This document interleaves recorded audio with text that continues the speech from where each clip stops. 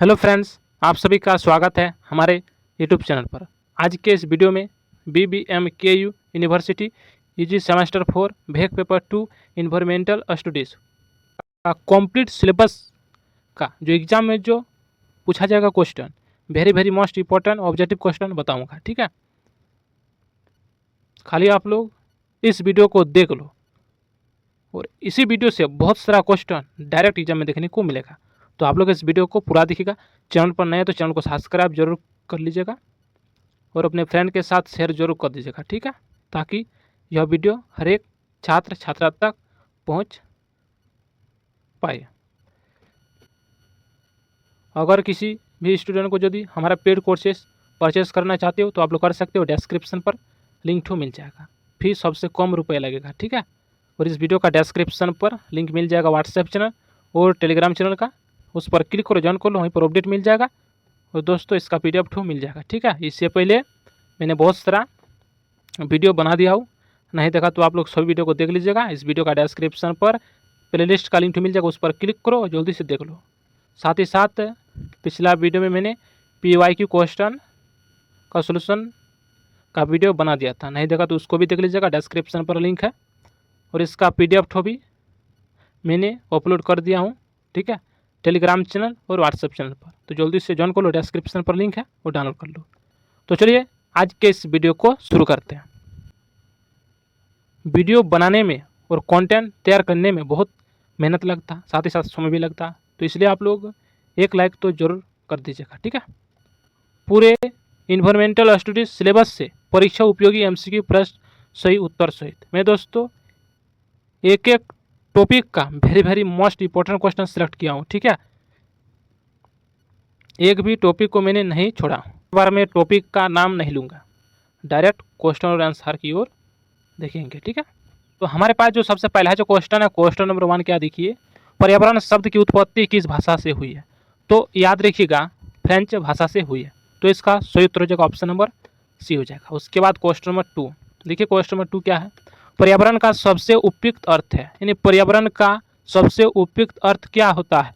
तो याद रखिएगा हमारे चारों ओर की परिस्थितियाँ, यही अर्थ होता है पर्यावरण का।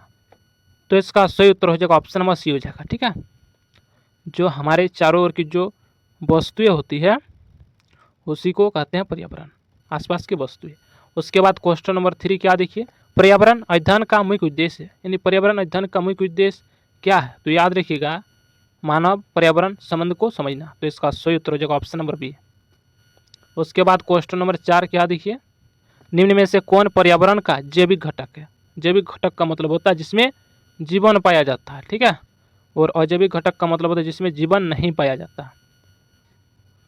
तो क्वेश्चन में क्या बोला है कि कौन पर्यावरण का जैविक घटक है? तो देखिए जल अजैविक घटक है, मिट्टी भी अजैविक घटक है, वो तापमान भी अजैविक घटक है। लेकिन दोस्तों जो पेड़ पौधा है ना, ये सब दोस्तों जैविक घटक है, जीवन पाया जाता है।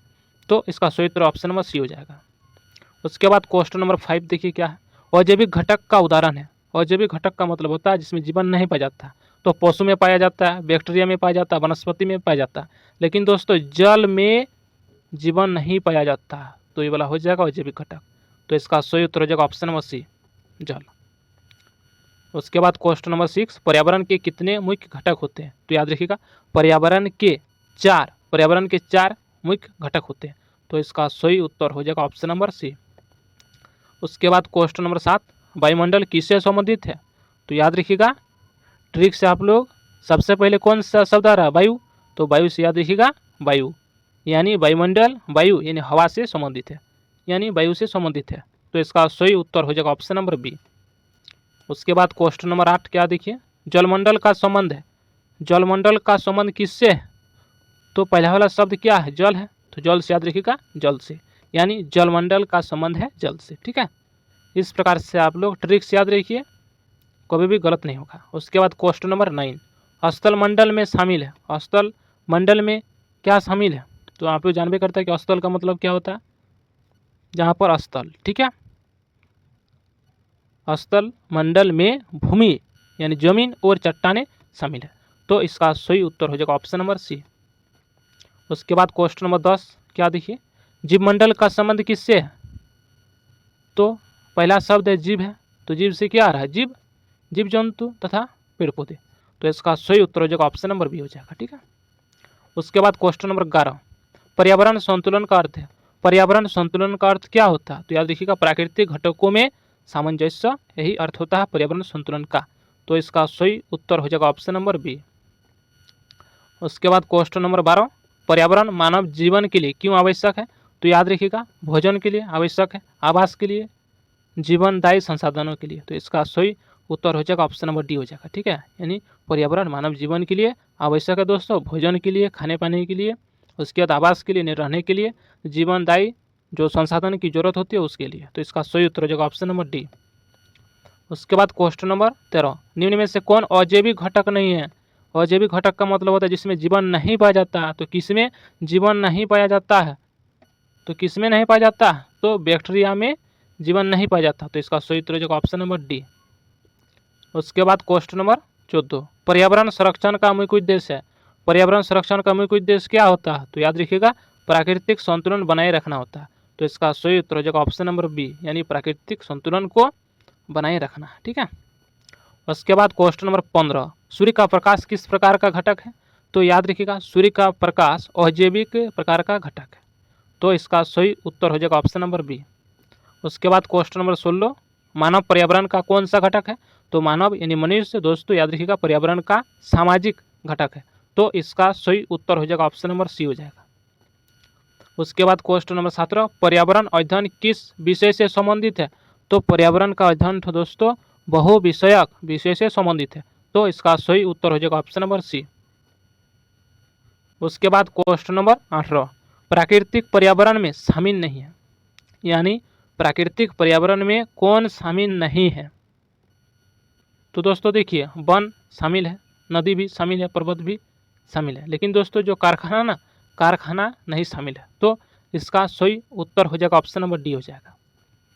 द्वारा निर्मित पर्यावरण का उदाहरण है, यानी मानव के द्वारा यानी मनुष्य के द्वारा जो निर्मित किया गया पर्यावरण उसका एग्जाम्पल बताना है 4 ऑप्शन में से। तो जो सड़क है ना, सड़क मानव बनाया है, मानव के द्वारा बनाया जाता है। तो हो जाएगा मानव के द्वारा निर्मित पर्यावरण का उदाहरण सड़क। तो इसका सही उत्तर हो जाएगा ऑप्शन नंबर सी हो जाएगा। बाकी जो नदी है, पर्वत है, वन है, ये सब प्रकृति है, पहले से ही बना हुआ है। ठीक है। उसके बाद क्वेश्चन नंबर 20, पर्यावरण अध्ययन को किस नाम से भी जाना जाता है? तो याद रखिएगा पर्यावरण अध्ययन को इकोलॉजी के नाम से भी जाना जाता है। तो इसका सही उत्तर हो जाएगा ऑप्शन नंबर ए हो जाएगा। ठीक है। उसके बाद क्वेश्चन नंबर 21, जैविक घटकों में कौन शामिल नहीं है? जैविक घटक का मतलब होता है कि जिसमें जीवन पाया जाता है। तो जिसमें जीवन पाया जाता है तो उसमें कौन शामिल नहीं है? तो देखिए पेड़ पौधा में पाया जाता है जीवन शामिल है, पशु भी शामिल है, मनुष्य भी, लेकिन दोस्तों जैविक घटक में जल शामिल नहीं है। तो इसका सही उत्तर हो जाएगा ऑप्शन नंबर डी हो जाएगा। ठीक है। उसके बाद क्वेश्चन नंबर 22, अजैविक घटक जीवन को किस प्रकार प्रभावित करते हैं? तो याद रखिएगा प्रत्यक्ष और अप्रत्यक्ष रूप से प्रकार से प्रभावित करते हैं। तो इसका सही उत्तर हो जाएगा ऑप्शन नंबर सी। उसके बाद क्वेश्चन नंबर 23, पर्यावरण शब्द का अर्थ है। पर्यावरण शब्द का क्या अर्थ होता है? तो याद रखिएगा आसपास का जो वातावरण होता है यही पर्यावरण शब्द का अर्थ है। तो इसका सही उत्तर हो जाएगा ऑप्शन नंबर बी हो जाएगा। उसके बाद क्वेश्चन नंबर 24, क्वेश्चन नंबर 24 क्या देखिए, पर्यावरण का सबसे महत्वपूर्ण घटक है। पर्यावरण का सबसे महत्वपूर्ण घटक क्या है? तो याद रखिएगा वायु यानी हवा है, जल है यानी पानी, जीव है, सभी है। तो इसका सही उत्तर हो जाएगा ऑप्शन नंबर डी हो जाएगा, सभी। उसके बाद क्वेश्चन नंबर 25, पर्यावरण असंतुलन का प्रमुख कारण है। पर्यावरण असंतुलन का प्रमुख कारण क्या है? तो याद रखिएगा मानव की क्रियाएं है। तो इसका सही उत्तर हो जाएगा ऑप्शन नंबर बी हो जाएगा। उसके बाद क्वेश्चन नंबर 26, पर्यावरण अध्ययन दिवस कब मनाया जाता है? तो याद रखिएगा 5 जून को पर्यावरण अध्ययन दिवस मनाया जाता है। तो इसका सही उत्तर हो जाएगा ऑप्शन नंबर ए हो जाएगा। उसके बाद क्वेश्चन नंबर 27, पर्यावरण का आर्थिक महत्व है। पर्यावरण का आर्थिक महत्व क्या है? तो याद रखिएगा रोजगार सृजन, संसाधन उपलब्धता, विकास, सभी है। तो इसका सही उत्तर हो जाएगा ऑप्शन नंबर डी, सभी। उसके बाद क्वेश्चन नंबर 28, जैविक घटकों के बीच संबंध क्या कहलाता है? तो याद रखिएगा पारिस्थितिकी कहलाता है। ठीक है, यानी जैविक घटकों के बीच जो संबंध होता है उसी को पारिस्थितिकी कहते हैं। तो इसका सही उत्तर हो जाएगा ऑप्शन नंबर ए हो जाएगा। उसके बाद क्वेश्चन नंबर 29, पर्यावरण संरक्षण से क्या लाभ है? तो याद रखिएगा, प्रदूषण नियंत्रण लाभ है, जैव विविधता संरक्षण लाभ है, सतत विकास भी लाभ है, सभी है। तो इसका सही उत्तर हो जाएगा ऑप्शन नंबर डी हो जाएगा, सभी। उसके बाद क्वेश्चन नंबर 30, निम्न में से कौन पर्यावरण का घटक नहीं है? तो पर्यावरण का घटक कौन नहीं है? तो देखिए, सामाजिक है, आर्थिक है, प्राकृतिक है, लेकिन दोस्तों राजनीतिक दल पर्यावरण का घटक नहीं है। तो इसलिए इस क्वेश्चन का सही उत्तर हो जाएगा ऑप्शन नंबर सी हो जाएगा, ठीक है। उसके बाद क्वेश्चन नंबर 31, पर्यावरण मानव स्वास्थ्य को कैसे प्रभावित करता है? तो सकारात्मक और नकारात्मक से प्रभावित करता है। तो इसका सही उत्तर हो जाएगा ऑप्शन नंबर सी। उसके बाद क्वेश्चन नंबर 32, प्राकृतिक संसाधन पर्यावरण का कौन सा भाग है? तो याद रखिएगा, जैविक और अजैविक भाग है। तो इसका सही उत्तर हो जाएगा ऑप्शन नंबर सी हो जाएगा। उसके बाद क्वेश्चन नंबर 33, पर्यावरण अध्ययन में मानव को क्या माना जाता है? तो याद रखिएगा, मानव को यानी मनुष्य को प्रमुख घटक माना जाता है। तो इसका सही उत्तर हो जाएगा ऑप्शन नंबर बी। उसके बाद क्वेश्चन नंबर 34, पर्यावरण शिक्षा का उद्देश्य है। याद रखिएगा, जागरूकता, संरक्षण, सतत विकास। तो इसका सही उत्तर हो जाएगा ऑप्शन नंबर डी, सभी। उसके बाद क्वेश्चन नंबर 35, पारिस्थितिकी संतुलन बिगड़ने से क्या होता है? तो आपदा होता है, ठीक है। तो इसका सही उत्तर हो जाएगा ऑप्शन नंबर बी, आपदा। क्वेश्चन नंबर 36, पर्यावरण का सांस्कृतिक महत्व क्या है? तो याद रखिएगा, परंपराएं है, रीति रिवाज है, जीवन शैली, सभी है। तो इसका सही उत्तर हो जाएगा ऑप्शन नंबर डी, सभी। उसके बाद क्वेश्चन नंबर 37, पर्यावरण के घटकों में सबसे गतिशील है? तो पर्यावरण के घटकों में सबसे गतिशील है जीवमंडल है। तो इसका सही उत्तर हो जाएगा ऑप्शन नंबर डी, जीवमंडल। उसके बाद क्वेश्चन नंबर 38, पर्यावरण संरक्षण दिवस कब मनाया जाता है? तो याद रखिएगा, 5 जून को मनाया जाता है। तो इसका सही उत्तर हो जाएगा ऑप्शन नंबर ए, 5 जून, याद रखिएगा, ठीक है। उसके बाद क्वेश्चन नंबर 39, पर्यावरणीय घटकों के अध्ययन को क्या कहते हैं? तो पर्यावरण का जो घटक है उसके अध्ययन को दोस्तों याद रखिएगा, पारिस्थितिकी कहते हैं। तो इसका बिल्कुल सही और सटीक उत्तर हो जाएगा ऑप्शन नंबर बी हो जाएगा। उसके बाद क्वेश्चन नंबर 40, पर्यावरण का सामाजिक घटक है। तो पर्यावरण का सामाजिक घटक है जनसंख्या, ठीक है। तो इसका सही उत्तर हो जाएगा ऑप्शन नंबर सी, जनसंख्या। उसके बाद क्वेश्चन नंबर 41, पर्यावरण का सबसे बड़ा संकट है। तो पर्यावरण का सबसे बड़ा संकट है जनसंख्या वृद्धि, प्रदूषण, संसाधन दोहन, सभी है। तो इसका सही उत्तर हो जाएगा ऑप्शन नंबर डी हो जाएगा, सभी। उसके बाद क्वेश्चन नंबर 42, पर्यावरणीय संतुलन बनाए रखने में सहायक है। क्या क्या सहायक है, कौन कौन सहायक है? तो पहला वन है यानी जंगल, जल यानी पानी, जीव, सभी है। तो इसका सही उत्तर हो जाएगा ऑप्शन नंबर डी हो जाएगा, सभी। उसके बाद क्वेश्चन नंबर 43, पर्यावरण का नैतिक महत्व है। पर्यावरण का नैतिक महत्व क्या है? तो याद रखिएगा, संरक्षण की जिम्मेदारी है। तो इसका सही उत्तर हो जाएगा ऑप्शन नंबर ए हो जाएगा। उसके बाद क्वेश्चन नंबर 44, जैव विविधता किसका भाग है? तो याद रखिएगा, जैव विविधता याद रखिएगा जीवमंडल, जीवमंडल का भाग है। तो इसका सही उत्तर हो जाएगा ऑप्शन नंबर सी, जीवमंडल। उसके बाद क्वेश्चन नंबर 45, पर्यावरण अध्ययन का क्षेत्र है। याद रखिएगा, स्थानीय क्षेत्र है, राष्ट्रीय क्षेत्र है, वैश्विक क्षेत्र है। तो इसका सही उत्तर हो जाएगा ऑप्शन नंबर डी, सभी क्षेत्र है, ठीक है, पर्यावरण अध्ययन का। उसके बाद क्वेश्चन नंबर 46, पर्यावरण संरक्षण किसके लिए आवश्यक है? तो याद रखिएगा, वर्तमान पीढ़ी के लिए भी और भविष्य में जो पीढ़ी आएगा उसके लिए भी, यानी सभी पीढ़ी के लिए पर्यावरण का संरक्षण करना आवश्यक है। तो इसका सही उत्तर हो जाएगा ऑप्शन नंबर सी हो जाएगा, दोनों। उसके बाद क्वेश्चन नंबर 47, पर्यावरण और मानव का संबंध है। तो याद रखिएगा, पूरक संबंध है, यानी पर्यावरण और मानव के बीच का जो संबंध है ना, पूरक संबंध है। तो इसका सही उत्तर हो जाएगा ऑप्शन नंबर बी हो जाएगा, पूरक। उसके बाद क्वेश्चन नंबर 48, पर्यावरण का आधार है। पर्यावरण का क्या आधार है? तो याद रखिएगा, संसाधन, जीवन, संतुलन, सभी आधार है। तो इसका राइट आंसर हो जाएगा ऑप्शन नंबर डी, सभी। उसके बाद क्वेश्चन नंबर 49, पर्यावरण अध्ययन को बढ़ावा देने का उद्देश्य है संरक्षण, जागरूकता, विकास। तो इसका सही उत्तर हो जाएगा ऑप्शन नंबर डी, सभी। उसके बाद क्वेश्चन नंबर 50, पर्यावरण का सबसे महत्वपूर्ण सिद्धांत क्या है? तो याद रखिएगा, संतुलन है। तो इसका सही उत्तर हो जाएगा ऑप्शन नंबर सी, संतुलन। उसके बाद अगला टॉपिक, ठीक है। सबसे पहला जो क्वेश्चन है, क्वेश्चन नंबर 1 क्या? पारिस्थितिकी यानी इकोलॉजी शब्द किसने दिया है? तो याद रखिएगा, अर्स्ट हैकेल, ऑन सट हैकेल ने दिया, ठीक है। तो इसका सही उत्तर हो जाएगा ऑप्शन नंबर बी हो जाएगा।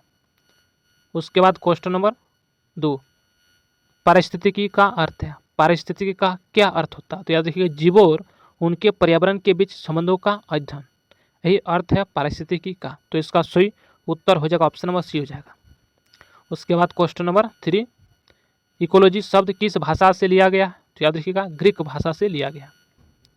तो इसका सही उत्तर हो जाएगा ऑप्शन नंबर सी हो जाएगा ग्रीक भाषा। ठीक है, याद रखिएगा इकोलॉजी शब्द ग्रीक भाषा से लिया गया। उसके बाद जो अगला जो क्वेश्चन है क्वेश्चन नंबर 4, पारिस्थितिकी तंत्र शब्द का प्रयोग सर्वप्रथम किसने किया? तो याद रखिएगा टेंसले ने किया सर्वप्रथम। तो इसका सही उत्तर हो जाएगा ऑप्शन नंबर ए हो जाएगा। उसके बाद क्वेश्चन नंबर 5, पारिस्थितिकी तंत्र का अर्थ है। पारिस्थितिकी तंत्र का क्या अर्थ होता है? तो याद रखिएगा जैविक व अजैविक घटकों का परस्पर संबंध, यही पारिस्थितिकी का अंतर है। तो इसका right answer option number C हो जाएगा। उसके बाद क्वेश्चन नंबर 6, पारिस्थितिकी तंत्र के कितने मुख्य घटक होते हैं? तो याद रखिएगा 2 होते हैं। ठीक है, 2 होते हैं। तो इसका सही उत्तर हो जाएगा ऑप्शन नंबर बी। उसके बाद क्वेश्चन नंबर 7, पारिस्थितिकी तंत्र के जैविक घटक कौन कौन है? तो पहला उत्पादक है, उसके बाद उपभोक्ता, उसके बाद अपघटक। तो इसका सही उत्तर हो जाएगा ऑप्शन नंबर ए हो जाएगा। उसके बाद क्वेश्चन नंबर 8, निम्न में से कौन उत्पादक है? तो जो हरा पौधा है ना यह उत्पादक है। तो इसका सही उत्तर हो जाएगा ऑप्शन नंबर सी। उसके बाद क्वेश्चन नंबर 9, उपभोक्ता का उदाहरण है। उपभोक्ता का उदाहरण याद रखिएगा हिरन हो जाएगा। ठीक है।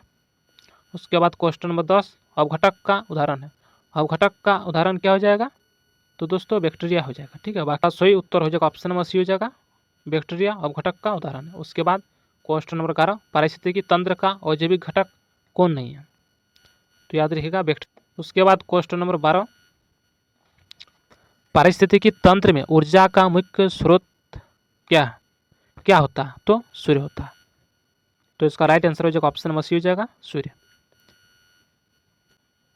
उसके बाद क्वेश्चन नंबर 13, पारिस्थितिकी तंत्र में ऊर्जा प्रभाव होता है। याद रखिएगा नंबर बी हो जाएगा रेखिक। पारिस्थितिकी तंत्र में ऊर्जा का प्रभाव रेखिक होता है। ठीक है, रेखिक ऑप्शन नंबर बी। इसका राइट आंसर हो जाएगा ऑप्शन नंबर बी। उसके बाद क्वेश्चन नंबर 14, पारिस्थितिकी तंत्र की सबसे छोटी क्रियात्मक इकाई क्या है? तो याद रखिएगा पारिस्थितिकी तंत्र है। तो इसका सही उत्तर हो जाएगा ऑप्शन नंबर डी। उसके बाद क्वेश्चन नंबर 15, जीवों के समूह को क्या कहते हैं? तो जीवों के समूह को कहते हैं समुदाय कहते हैं। तो इसका सही उत्तर हो जाएगा ऑप्शन नंबर ए हो जाएगा समुदाय। उसके बाद क्वेश्चन नंबर 16, एक ही प्रजाति के जीवों का समूह क्या कहलाता है? तो जनसंख्या कहलाता है। यानी एक ठो प्रजाति का जीवों का समूह है, ठीक है, तो उसको कहेंगे जनसंख्या। तो इसका सही उत्तर हो जाएगा ऑप्शन नंबर सी जनसंख्या। उसके बाद क्वेश्चन नंबर 17, पारिस्थितिकी तंत्र का अध्ययन किस स्तर पर होता है? तो पारिस्थितिकी तंत्र का अध्ययन व्यक्तिगत, जनसंख्या, समुदाय सभी स्तर पर होता है, इसलिए इस क्वेश्चन का राइट आंसर हो जाएगा ऑप्शन नंबर डी सभी। उसके बाद क्वेश्चन नंबर 18, स्थलीय पारिस्थितिकी तंत्र का उदाहरण है। तो याद रखिएगा वन हो जाएगा। उसके बाद क्वेश्चन नंबर 19, जलीय पारिस्थितिकी तंत्र का उदाहरण है, तो समुद्र हो जाएगा। ठीक है। उसके बाद क्वेश्चन नंबर 20, प्राकृतिक पारिस्थितिकी तंत्र का उदाहरण है। तो याद रखिएगा वन हो जाएगा। ठीक है। उसके बाद क्वेश्चन नंबर 21, कृत्रिम पारिस्थितिकी तंत्र का उदाहरण है। तो कृत्रिम पारिस्थितिकी तंत्र का उदाहरण हो जाएगा खेत। अगला क्वेश्चन, पारिस्थितिकी तंत्र में पदार्थों का चक्रण क्या कहलाता है? तो जैव भू रासायनिक चक्र कहलाता है। तो इसका राइट आंसर हो जाएगा ऑप्शन नंबर बी। अगला क्वेश्चन, खाद्य श्रृंखला का पहला स्तर क्या होता है? याद रखिएगा उत्पादक होता है। उसके बाद क्वेश्चन नंबर 24, पारिस्थितिकी तंत्र की स्थिरता निर्भर करती है। याद रखिएगा जैव विविधता पर निर्भर करती है। उसके बाद क्वेश्चन नंबर 25, पारिस्थितिकी तंत्र में संतुलन बिगड़ने का मुख्य कारण है। याद रखिएगा मानव हस्तक्षेप। ठीक है। अगला क्वेश्चन, पारिस्थितिकी तंत्र का व्यापक रूप क्या कहलाता है? याद रखिएगा बायोम कहलाता, बायोम। अगला क्वेश्चन, पृथ्वी का सबसे बड़ा पारिस्थितिकी स्तर है। याद रखिएगा जीवमंडल। पृथ्वी का सबसे बड़ा पारिस्थितिकी स्तर है जीवमंडल। अगला क्वेश्चन, क्वेश्चन नंबर 28, जीव और पर्यावरण की परस्पर क्रिया क्या कहलाती है? तो पारिस्थितिकी कहलाती है। अगला क्वेश्चन, पारिस्थितिकी तंत्र में मृत कार्बनिक पदार्थ को तोड़ने वाले हैं। याद रखिएगा अवघटक है। ठीक है। अगला क्वेश्चन, पारिस्थितिकी तंत्र में कौन स्वपोषी होते हैं? याद रखिएगा पौधे। पौधे स्वपोषी होते हैं पारिस्थितिकी तंत्र में। अगला क्वेश्चन, पारिस्थितिकी तंत्र में खाद्य जाल क्या है? याद रखिएगा कई खाद्य श्रृंखलाओं का जाल। अगला क्वेश्चन, पारिस्थितिकी तंत्र में कौन सा घटक सबसे अधिक ऊर्जा संचित करता है? याद रखिएगा दोस्तों, उत्पादक। उत्पादक घटक सबसे अधिक ऊर्जा संचित करता है। अगला क्वेश्चन, पारिस्थितिकी का मुख्य अध्ययन क्षेत्र है, याद रखिएगा जीव पर्यावरण संबंध। अगला क्वेश्चन, पारिस्थितिकी तंत्र का संतुलन बनाए रखने में सहायक है, याद रखिएगा अपघटक सहायक है, उत्पादक उपभोक्ता सभी सहायक है। तो इसका राइट आंसर हो जाएगा ऑप्शन नंबर डी, सभी। अगला क्वेश्चन, पारिस्थितिकी तंत्र में ऊर्जा का क्षय किस नियम के अनुसार होता है, तो याद रखिएगा ऊष्मागतिकी नियम के अनुसार। अगला क्वेश्चन, पारिस्थितिकी तंत्र का कृत्रिम रूप है, याद रखिएगा खेत। खेत पारिस्थितिकी तंत्र का कृत्रिम रूप है। अगला क्वेश्चन, पारिस्थितिकी तंत्र की संरचना में शामिल है, कौन शामिल है, तो जैविक घटक शामिल है और अजैविक घटक। तो इसका राइट आंसर ऑप्शन में सी हो जाएगा, दोनों। अगला क्वेश्चन, पारिस्थितिकी तंत्र का कार्य है, पारिस्थितिकी तंत्र का क्या काम होता है, याद रखिएगा ऊर्जा प्रभाव, पोषक तत्व चक्रण, उत्पादकता सभी। तो इसका राइट आंसर हो जाएगा ऑप्शन नंबर डी, सभी। अगला क्वेश्चन, पारिस्थितिकी तंत्र की उत्पादकता किससे संबंधित है, तो याद रखिएगा उत्पादक से। अगला क्वेश्चन, पारिस्थितिकी तंत्र का संतुलन बिगड़ने से क्या होता है, तो पर्यावरणीय संकट होता है। तो इसका right answer option number B हो जाएगा। अगला क्वेश्चन, पारिस्थितिकी तंत्र में कार्बन चक्र किसका उदाहरण है, तो याद रखिएगा जैव भू रासायनिक चक्र का उदाहरण है। अगला क्वेश्चन, पारिस्थितिकी तंत्र का आधार है, याद रखिएगा जीव, ऊर्जा, संतुलन सभी पारिस्थितिकी तंत्र का आधार है। तो इसका राइट आंसर हो जाएगा ऑप्शन नंबर डी, सभी। अगला क्वेश्चन, पारिस्थितिकी का आधुनिक जनक किसे कहा जाता है, तो याद रखिएगा ओडोम को कहा जाता है। अगला क्वेश्चन, पारिस्थितिकी तंत्र में प्रथम पोषण स्तर है, याद रखिएगा उत्पादक, ठीक है, प्रथम पोषण स्तर है उत्पादक। अगला क्वेश्चन, पारिस्थितिकी तंत्र में मनुष्य की क्या भूमिकाएं होती है, याद रखिएगा उपभोक्ता, नियंत्रक, परिवर्तक सभी भूमिकाएं होती है। तो इसका राइट आंसर हो जाएगा ऑप्शन नंबर डी, सभी। अगला क्वेश्चन, पारिस्थितिकी तंत्र का अस्तित्व निर्भर करता है, याद रखिएगा जैव विविधता पर निर्भर करता है। अगला क्वेश्चन, पारिस्थितिकी तंत्र में सबसे अधिक संख्या में क्या पाए जाते हैं, तो याद रखिएगा उत्पादक पाए जाते हैं।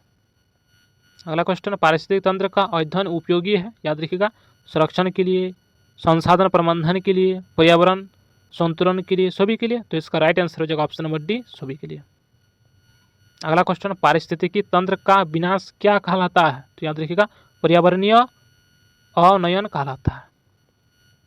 अगला क्वेश्चन, पारिस्थितिकी तंत्र का मुख्य सिद्धांत है, तो संतुलन पारिस्थितिकी तंत्र का मुख्य सिद्धांत है। उसके बाद अगला टॉपिक, सबसे पहला जो क्वेश्चन है, क्वेश्चन नंबर 1 क्या देखिए, अस्तरीय पारिस्थितिकी तंत्र का आधार है, तो याद रखिएगा भूमि यानी जमीन। उसके बाद क्वेश्चन नंबर 2, निम्न में से कौन अस्तरीय पारिस्थितिकी तंत्र है, तो याद रखिएगा वन अस्तरीय पारिस्थितिकी तंत्र है। अगला क्वेश्चन, घास के मैदान पारिस्थितिकी तंत्र की प्रमुख विशेषताएं क्या है, तो याद रखिएगा घासों की प्रधानता। अगला क्वेश्चन, घास के मैदानों में प्रमुख शाकाहारी जीव है, याद रखिएगा हिरन, ठीक है। अगला क्वेश्चन, सवाना घास के मैदान कहाँ पाए जाते हैं, तो याद रखिएगा अफ्रीका में सवाना घास के मैदान पाए जाते हैं। अगला क्वेश्चन, वन पारिस्थितिकी तंत्र की सबसे बड़ी विशेषताएं क्या होती है, याद रखिएगा अधिक जैव विविधता, ठीक है। अगला क्वेश्चन, उष्णकटिबंधीय वर्षा वन कहाँ पाए जाते हैं, यानी किन क्षेत्रों में पाए जाते हैं, याद रखिएगा भूमध्य रेखीय क्षेत्रों में पाए जाते हैं। अगला क्वेश्चन, वनों को पृथ्वी का फेफड़ा कहा जाता है, क्यों कहा जाता है, याद रखिएगा O2 प्रदान करते हैं इसलिए कहा जाता है। अगला क्वेश्चन, रेगिस्तान पारिस्थितिकी तंत्र की पहचान है, याद रखिएगा कम वर्षा, ठीक है, कम वर्षा के कारण रेगिस्तान पारिस्थितिकी तंत्र की पहचान। अगला क्वेश्चन, रेगिस्तानी पौधों में सामान्यतः पाया जाता है, याद रखिएगा कांटे सामान्यतः पाया जाता है रेगिस्तानी पौधों में, ठीक है। अगला क्वेश्चन, जलीय पारिस्थितिकी तंत्र का आधार है, याद रखिएगा जल यानी पानी है, ठीक है। जलीय पारिस्थितिकी तंत्र का आधार है जल यानी पानी। अगला क्वेश्चन, बहते जल का उदाहरण है, बहते जल का उदाहरण हो जाएगा दोस्तों नदी, क्योंकि दोस्तों नदी में पानी बहता है जल, ठीक है। अगला क्वेश्चन, रुके हुए जल का उदाहरण है, तो जहाँ पर पानी रुका हुआ रहता है। उसके बाद अगला क्वेश्चन, तालाब पारिस्थितिकी तंत्र में प्रमुख उत्पादक है, तो याद रखिएगा इसका राइट आंसर हो जाएगा ऑप्शन नंबर बी हो जाएगा शैवाल। ठीक है, अगला क्वेश्चन, जलीय पारिस्थितिकी तंत्र में ऑक्सीजन का मुख्य स्रोत है प्रकाश संश्लेषण, मुख्य स्रोत है। अगला क्वेश्चन, नदी पारिस्थितिकी तंत्र में जल प्रभाव होता है तो तेज गति से होता है। अगला क्वेश्चन, झील पारिस्थितिकी तंत्र में जल होता है स्थिर, स्थिर जल होता है स्थिर, एक ही जगह स्थिर रहता है। अगला क्वेश्चन, मीठे जल का सबसे बड़ा स्रोत है, तो याद रखिएगा हिमनद हो जाएगा। ठीक है, हिमनद। अगला क्वेश्चन, जलीय खाद्य श्रृंखला का पहला स्तर होता है शैवाल होता है। अगला क्वेश्चन, जलीय पारिस्थितिकी तंत्र में अवघटक होते हैं, तो बैक्टीरिया अवघटक होते हैं। अगला क्वेश्चन है क्वेश्चन नंबर 21, समुद्री पारिस्थितिकी तंत्र का जल होता है, याद रखिएगा खारा होता है, खारा। अगला क्वेश्चन, पृथ्वी का सबसे बड़ा पारिस्थितिकी तंत्र है, तो समुद्री है, समुद्री। अगला क्वेश्चन, समुद्री पारिस्थितिकी तंत्र में प्रमुख उत्पादक है, याद रखिएगा समुद्री शैवाल। अगला क्वेश्चन, कोरल रीफ किस पारिस्थितिकी तंत्र से संबंधित है, याद रखिएगा समुद्री। ठीक है, समुद्री। ठीक है, अगला क्वेश्चन, समुद्री पारिस्थितिकी तंत्र में सबसे अधिक जैव विविधता पाई जाती है, याद रखिएगा तटीय क्षेत्र में, तो इसका राइट आंसर है जो ऑप्शन नंबर सी तटीय क्षेत्र में। अगला क्वेश्चन, मुहाना पारिस्थितिकी तंत्र का अर्थ है, क्या अर्थ होता है, याद रखिएगा नदी और समुद्र का मिलन स्थल, जहाँ पर नदी और समुद्र का मिलन स्थल होता है। ठीक है, मान लीजिए इधर से नदी का पानी आ रहा बहते हुए और इधर से समुद्र का, और जहाँ पर दोस्तों मान लीजिए यहीं पर यदि मिलन हो गया तो इसी को कहा जाता है मुहाना। अगला क्वेश्चन, मुहाना जल होता है, याद रखिएगा, तो याद रखिएगा मिश्रित होता है, मुहाना जल मिश्रित होता है। अगला क्वेश्चन, मुहाना पारिस्थितिकी तंत्र की विशेषता है, याद रखिएगा अधिक उत्पादकता विशेषता। अगला क्वेश्चन, निम्न में से कौन मुहाना का उदाहरण है, तो याद रखिएगा गंगा ब्रह्मपुत्र डेल्टा मुहाना का उदाहरण, गंगा ब्रह्मपुत्र का डेल्टा। अगला क्वेश्चन, मुहाना पारिस्थितिकी तंत्र में पाए जाते हैं, याद रखिएगा दोनों प्रकार के जीव पाए जाते हैं, केवल मीठे जल के जीव और केवल समुद्री जीव, यानी दोनों प्रकार के जीव पाए जाते हैं, तो इसका right answer option number C हो जाएगा। अगला क्वेश्चन, स्थलीय पारिस्थितिकी तंत्र में ऊर्जा का स्रोत, याद रखिएगा सूर्य होता है, सूर्य। अगला क्वेश्चन, मरुस्थल पारिस्थितिकी तंत्र में जीवों का अनुकूलन होता है, तो याद रखिएगा कम जल के लिए अनुकूलन होता है। अगला क्वेश्चन, वन पारिस्थितिकी तंत्र का मुख्य कार्य है, तो वन पारिस्थितिकी तंत्र का मुख्य काम क्या होता है, याद रखिएगा कार्बन अवशोषण होता है, तो इसका सही उत्तर हो जाएगा ऑप्शन नंबर बी हो जाएगा। अगला क्वेश्चन, जलीय पारिस्थितिकी तंत्र में तापमान परिवर्तन होता है, तो बहुत कम तापमान परिवर्तन होता है। अगला क्वेश्चन, समुद्री पारिस्थितिकी तंत्र मानव यानी मनुष्य के लिए महत्वपूर्ण है, क्योंकि खनिज देता है, भोजन देता है, जलवायु नियंत्रित करता है, तो इसका right answer option number D हो जाएगा, सो भी हो जाएगा। अगला क्वेश्चन, घास के मैदान पारिस्थितिकी तंत्र में प्रमुख मांसाहारी है, याद रखिएगा शेर, घास के मैदान पारिस्थितिकी तंत्र में प्रमुख मांसाहारी हो जाएगा शेर, शेर क्योंकि मांस खाता है। ठीक है, अगला क्वेश्चन, रेगिस्तानी पारिस्थितिकी तंत्र में दिन का तापमान होता है, याद रखिएगा दिन का तापमान अधिक होता है। अगला क्वेश्चन, तालाब पारिस्थितिकी तंत्र किस प्रकार का है, याद रखिएगा तालाब पारिस्थितिकी तंत्र दोस्तों जलीय रुका हुआ, क्योंकि तालाब में पानी ठो रुका हुआ होता है, ठीक है रहता है। अगला क्वेश्चन, नदी पारिस्थितिकी तंत्र किस प्रकार का है, तो जलीय बहता, क्योंकि दोस्तों नदी में पानी बहता है, ठीक है, तो इसलिए हो जाएगा जलीय बहता प्रकार का है नदी। अगला क्वेश्चन, मुहाना पारिस्थितिकी तंत्र को क्यों महत्वपूर्ण माना जाता है, याद रखिएगा अधिक मछली उत्पादन के लिए महत्वपूर्ण माना जाता है। अगला क्वेश्चन, स्थलीय पारिस्थितिकी तंत्र में सबसे अधिक जैव विविधता होती है, याद रखिएगा वन में यानी जंगल में। अगला क्वेश्चन, समुद्री पारिस्थितिकी तंत्र में प्राथमिक उत्पादक है, याद रखिएगा पलवक है, ठीक है, तो इसका राइट आंसर हो जाएगा ऑप्शन नंबर ए। अगला क्वेश्चन, मुहाना पारिस्थितिकी तंत्र का दूसरा नाम क्या है, याद रखिएगा एस चूरी है। तो इसका right answer option number B हो जाएगा, एस चूरी। अगला क्वेश्चन, पारिस्थितिकी तंत्र के प्रकारों का अध्ययन उपयोगी है, याद रखिएगा संरक्षण के लिए, संसाधन प्रबंधन के लिए, पर्यावरण संतुलन के लिए, सभी के लिए। तो इसका राइट आंसर हो जाएगा ऑप्शन नंबर डी, सभी के लिए। अगला क्वेश्चन, किस पारिस्थितिकी तंत्र में जल की लवणता बदलती रहती है, याद रखिएगा मुहाना। मुहाना पारिस्थितिकी तंत्र में जल की लवणता बदलती रहती है। अगला क्वेश्चन, मरुस्थल पारिस्थितिकी तंत्र में वर्षा होती है, याद रखिएगा बहुत कम वर्षा होती है। अगला क्वेश्चन, जलीय पारिस्थितिकी तंत्र में खाद्य श्रृंखला प्रारंभ होती है, शैवाल से होती है, ठीक है। अगला क्वेश्चन, वन पारिस्थितिकी तंत्र का सबसे महत्वपूर्ण योगदान है जलवायु संतुलन, ठीक है।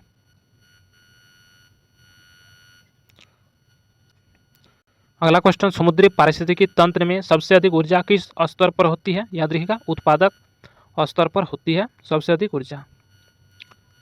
अगला क्वेश्चन, पारिस्थितिकी तंत्र के सभी प्रकारों का मूल उद्देश्य है, याद रखिएगा संतुलन बनाए रखना। तो इसका राइट आंसर है ऑप्शन नंबर बी। उसके बाद दोस्तों अगला टॉपिक का क्वेश्चन को देखते हैं। सबसे पहला जो क्वेश्चन है, क्वेश्चन नंबर 1 क्या देखिए, पारिस्थितिकी तंत्र की संरचना में शामिल होते हैं, याद रखिएगा जैविक एवं अजैविक दोनों। अगला क्वेश्चन, निम्न में से कौन जैविक घटक है जिसमें जीवन पाया जाता है, तो पौधे में, पेड़ पौधा में जीवन पाया जाता है, तो जैविक घटक हो जाएगा पेड़ पौधा, ठीक है। अगला क्वेश्चन, उत्पादक कहलाते हैं, याद रखिएगा उत्पादक स्वपोषी जीव कहलाते हैं। अगला क्वेश्चन, उपभोक्ता जीव होते हैं, याद रखिएगा उपभोक्ता जीव परपोषी होते हैं। अगला क्वेश्चन, अवघटक का मुख्य क्या कार्य होता है, कौन सा काम होता है, तो याद रखिएगा मृत पदार्थों का अवघटन, यही कार्य होता है, ठीक है, अवघटक का। अगला क्वेश्चन, खाद्य श्रृंखला का अर्थ है, याद रखिएगा ऊर्जा का क्रमिक हस्तांतरण। तो इसका राइट आंसर हो जाएगा ऑप्शन नंबर बी। अगला क्वेश्चन, खाद्य श्रृंखला का प्रथम स्तर होता है, याद रखिएगा खाद्य श्रृंखला का प्रथम स्तर होता है उत्पादक होता है, ठीक है। अगला क्वेश्चन, निम्न में से सही खाद्य श्रृंखला है, याद रखिएगा घास, घास के बाद हिरन, हिरन के बाद शेर, यानी घास को हिरन खाएगा, ठीक है, इसका भोजन हो जाएगा हिरन का भोजन घास, उसके बाद दोस्तों हिरन को शेर खाएगा, तो शेर का भोजन हो जाएगा हिरन। तो यही सही खाद्य श्रृंखला है, तो इसका right answer option number B हो जाएगा। अगला क्वेश्चन, खाद्य श्रृंखला में ऊर्जा का प्रभाव होता है, याद रखिएगा रैखिक होता है, रैखिक। अगला क्वेश्चन, खाद्य श्रृंखला की लंबाई सीमित होती है, क्योंकि ऊर्जा का क्षय होता है। अगला क्वेश्चन, खाद्य जाल का अर्थ है, याद रखिएगा कई खाद्य श्रृंखलाओं का जाल, यही खाद्य जाल का अर्थ होता है। अगला क्वेश्चन, खाद्य जाल खाद्य श्रृंखला से अधिक स्थिर होता है, क्योंकि, याद रखिएगा वैकल्पिक भोजन मार्ग होते हैं इसलिए। अगला क्वेश्चन, प्राकृतिक पारिस्थितिकी तंत्र में सामान्यतः क्या पाया जाता है, तो याद रखिएगा केवल खाद्य जाल पाया जाता है। अगला क्वेश्चन, खाद्य जाल का महत्व है, याद रखिएगा ऊर्जा प्रभाव दिखाना हो जाएगा, पारिस्थितिकी स्थिरता बनाए रखना हो जाएगा, जैव विविधता बढ़ाना भी हो जाएगा इसका महत्व। तो इसका राइट आंसर हो जाएगा ऑप्शन नंबर डी, इनमें से सभी। अगला क्वेश्चन, यदि खाद्य जाल टूट जाए तो पारिस्थितिक असंतुलन होता है, तो इसका right answer option number B हो जाएगा। उसके बाद अगला क्वेश्चन, पारिस्थितिक पिरामिड का संबंध किससे, याद रखिएगा जीवों की संख्या से, जैव भारत से, ऊर्जा से, सभी से है, तो इसका right answer option number D हो जाएगा, सभी से। अगला क्वेश्चन, पारिस्थितिक पिरामिड के कितने मुख्य प्रकार होते हैं, याद रखिएगा तीन मुख्य प्रकार होते हैं पारिस्थितिक पिरामिड के, ठीक है, 3 मुख्य प्रकार होते हैं। अगला क्वेश्चन, संख्या का पिरामिड क्या दर्शाता है, याद रखिएगा जीवों की संख्या दर्शाता संख्या का पिरामिड। अगला क्वेश्चन, जैव भार का पिरामिड क्या दर्शाता है, याद रखिएगा जीवों का कुल भार, ठीक है, जैव से, याद रखिएगा जैव का भार से जीवों का कुल भार। अगला क्वेश्चन, ऊर्जा का पिरामिड सदैव क्या होता है, याद रखिएगा ऊर्जा का पिरामिड सदैव सीधा होता है। अगला क्वेश्चन, ऊर्जा पिरामिड को उल्टा नहीं किया जा सकता, क्योंकि ऊर्जा नष्ट होती है, ऊर्जा का क्षय होता है, ऊर्जा पुनः यानी फिर से नहीं बनती है, तो इसका राइट आंसर जो ऑप्शन नंबर डी सभी हो जाएगा। अगला क्वेश्चन, जलीय पारिस्थितिकी तंत्र में जैव भार का पिरामिड होता है, क्या होता है, तो उल्टा होता है, उल्टा। अगला क्वेश्चन, पारिस्थितिक पिरामिड का आधार क्या होता है, तो इसका राइट आंसर जो ऑप्शन नंबर सी हो जाएगा उत्पादक, ठीक है, उत्पादक। 24 क्या है? अगला क्वेश्चन क्या देखिए, शीर्ष पिरामिड स्तर पर होते हैं, याद रखिएगा मांसाहारी स्तर पर होते हैं। अगला क्वेश्चन, पारिस्थितिक पिरामिड से ज्ञात होता है ऊर्जा वितरण, पोषण स्तर, पारिस्थितिकी स्थिति, सभी ज्ञात होता है। तो इसका right answer option number D हो जाएगा, इनमें से सभी। उसके बाद अगला क्वेश्चन, पारिस्थितिकी तंत्र में ऊर्जा का मुख्य स्रोत है, तो याद रखिएगा सूर्य पारिस्थितिकी तंत्र में ऊर्जा का मुख्य स्रोत है, ठीक है, सूर्य। अगला क्वेश्चन, ऊर्जा प्रभाव का नियम दिया गया है किसके द्वारा? तो उष्मा गति की नियम के द्वारा। तो इसका right answer option number B हो जाएगा। अगला क्वेश्चन, ऊर्जा प्रभाव होता है, याद रखिएगा ऊर्जा प्रभाव एक दिशा होता है। अगला क्वेश्चन, 10% का नियम किससे संबंधित है? तो याद रखिएगा ऊर्जा हस्तांतरण से, ठीक है। अगला क्वेश्चन, 10% का नियम तो किसने दिया? तो लिंडमैन ने दिया, याद रखिएगा लिंडमैन। तो इसका right answer option number C हो जाएगा, लिंडमैन। अगला क्वेश्चन, ऊर्जा का अधिकांश भाग नष्ट होता है, तो उष्मा के रूप में। अगला क्वेश्चन, ऊर्जा प्रभाव का अंतिम स्तर है अवघटक। अगला क्वेश्चन, अवघटक ऊर्जा का उपयोग करते हैं, तो याद रखिएगा मृत जीवों से उपयोग करते हैं अवघटक ऊर्जा का उपयोग, ठीक है। अगला क्वेश्चन, ऊर्जा प्रभाव पारिस्थितिकी तंत्र को बनाता है, तो गतिशील बनाता है। अगला क्वेश्चन, ऊर्जा प्रभाव में कमी का मुख्य कारण क्या है? तो शोषण है, शोषण। अगला क्वेश्चन, खाद्य श्रृंखला और खाद्य जाल का अध्ययन उपयोगी है, याद रखिएगा संरक्षण में, संतुलन समझने में, संसाधन प्रबंधन में, सभी में। तो इसका राइट आंसर हो जाएगा ऑप्शन नंबर डी, सभी। अगला क्वेश्चन, पारिस्थितिकी तंत्र की उत्पादकता संबंधित है, तो उत्पादक से संबंधित है। अगला क्वेश्चन, सबसे अधिक ऊर्जा संचित होती है, तो उत्पादक में सबसे अधिक ऊर्जा संचित होती है। अगला क्वेश्चन, खाद्य श्रृंखला में पोषण स्तर कहलाते हैं, तो ट्रॉफिक लेवल। अगला क्वेश्चन, पारिस्थितिकी तंत्र की कार्य प्रणाली निर्भर करती है, याद रखिएगा ऊर्जा प्रभाव पर, पोषक चक्र पर, संरचना पर, सभी पर। तो इसका राइट आंसर हो जाएगा ऑप्शन नंबर डी, सभी पर। अगला क्वेश्चन, खाद्य जाल अधिक यथार्थवादी है, क्योंकि जटिल संबंध दिखाता है, इसलिए। अगला क्वेश्चन, यदि उत्पादक नष्ट हो जाए तो पूरा प्रणाली नष्ट होगी। अगला क्वेश्चन, पारिस्थितिकी तंत्र में ऊर्जा पुनः चक्रित होती है, तो याद रखिएगा नहीं, चक्रित नहीं होती है। अगला क्वेश्चन, ऊर्जा प्रभाव का ग्राफिक रूप है, तो पारिस्थितिकी पिरामिड ग्राफिक रूप है। अगला क्वेश्चन, पारिस्थितिकी तंत्र का संतुलन बना रहता है जब ऊर्जा प्रवाह सुचारू हो, खाद्य जाल स्थिर हो, उत्पादक सुरक्षित हो। तो इसका राइट आंसर है ऑप्शन नंबर डी, इनमें से सभी। अगला क्वेश्चन, खाद्य श्रृंखला का टूटना क्या कहलाता है? तो पारिस्थितिकी असंतुलन कहलाता है। उसके बाद अगला क्वेश्चन, ऊर्जा प्रभाव का अध्ययन महत्वपूर्ण है क्योंकि यह पारिस्थितिकी समझाता है, संरक्षण में सहायक है, संसाधन प्रबंधन में मदद करता है। तो इसका राइट आंसर है ऑप्शन नंबर डी, इनमें से सभी।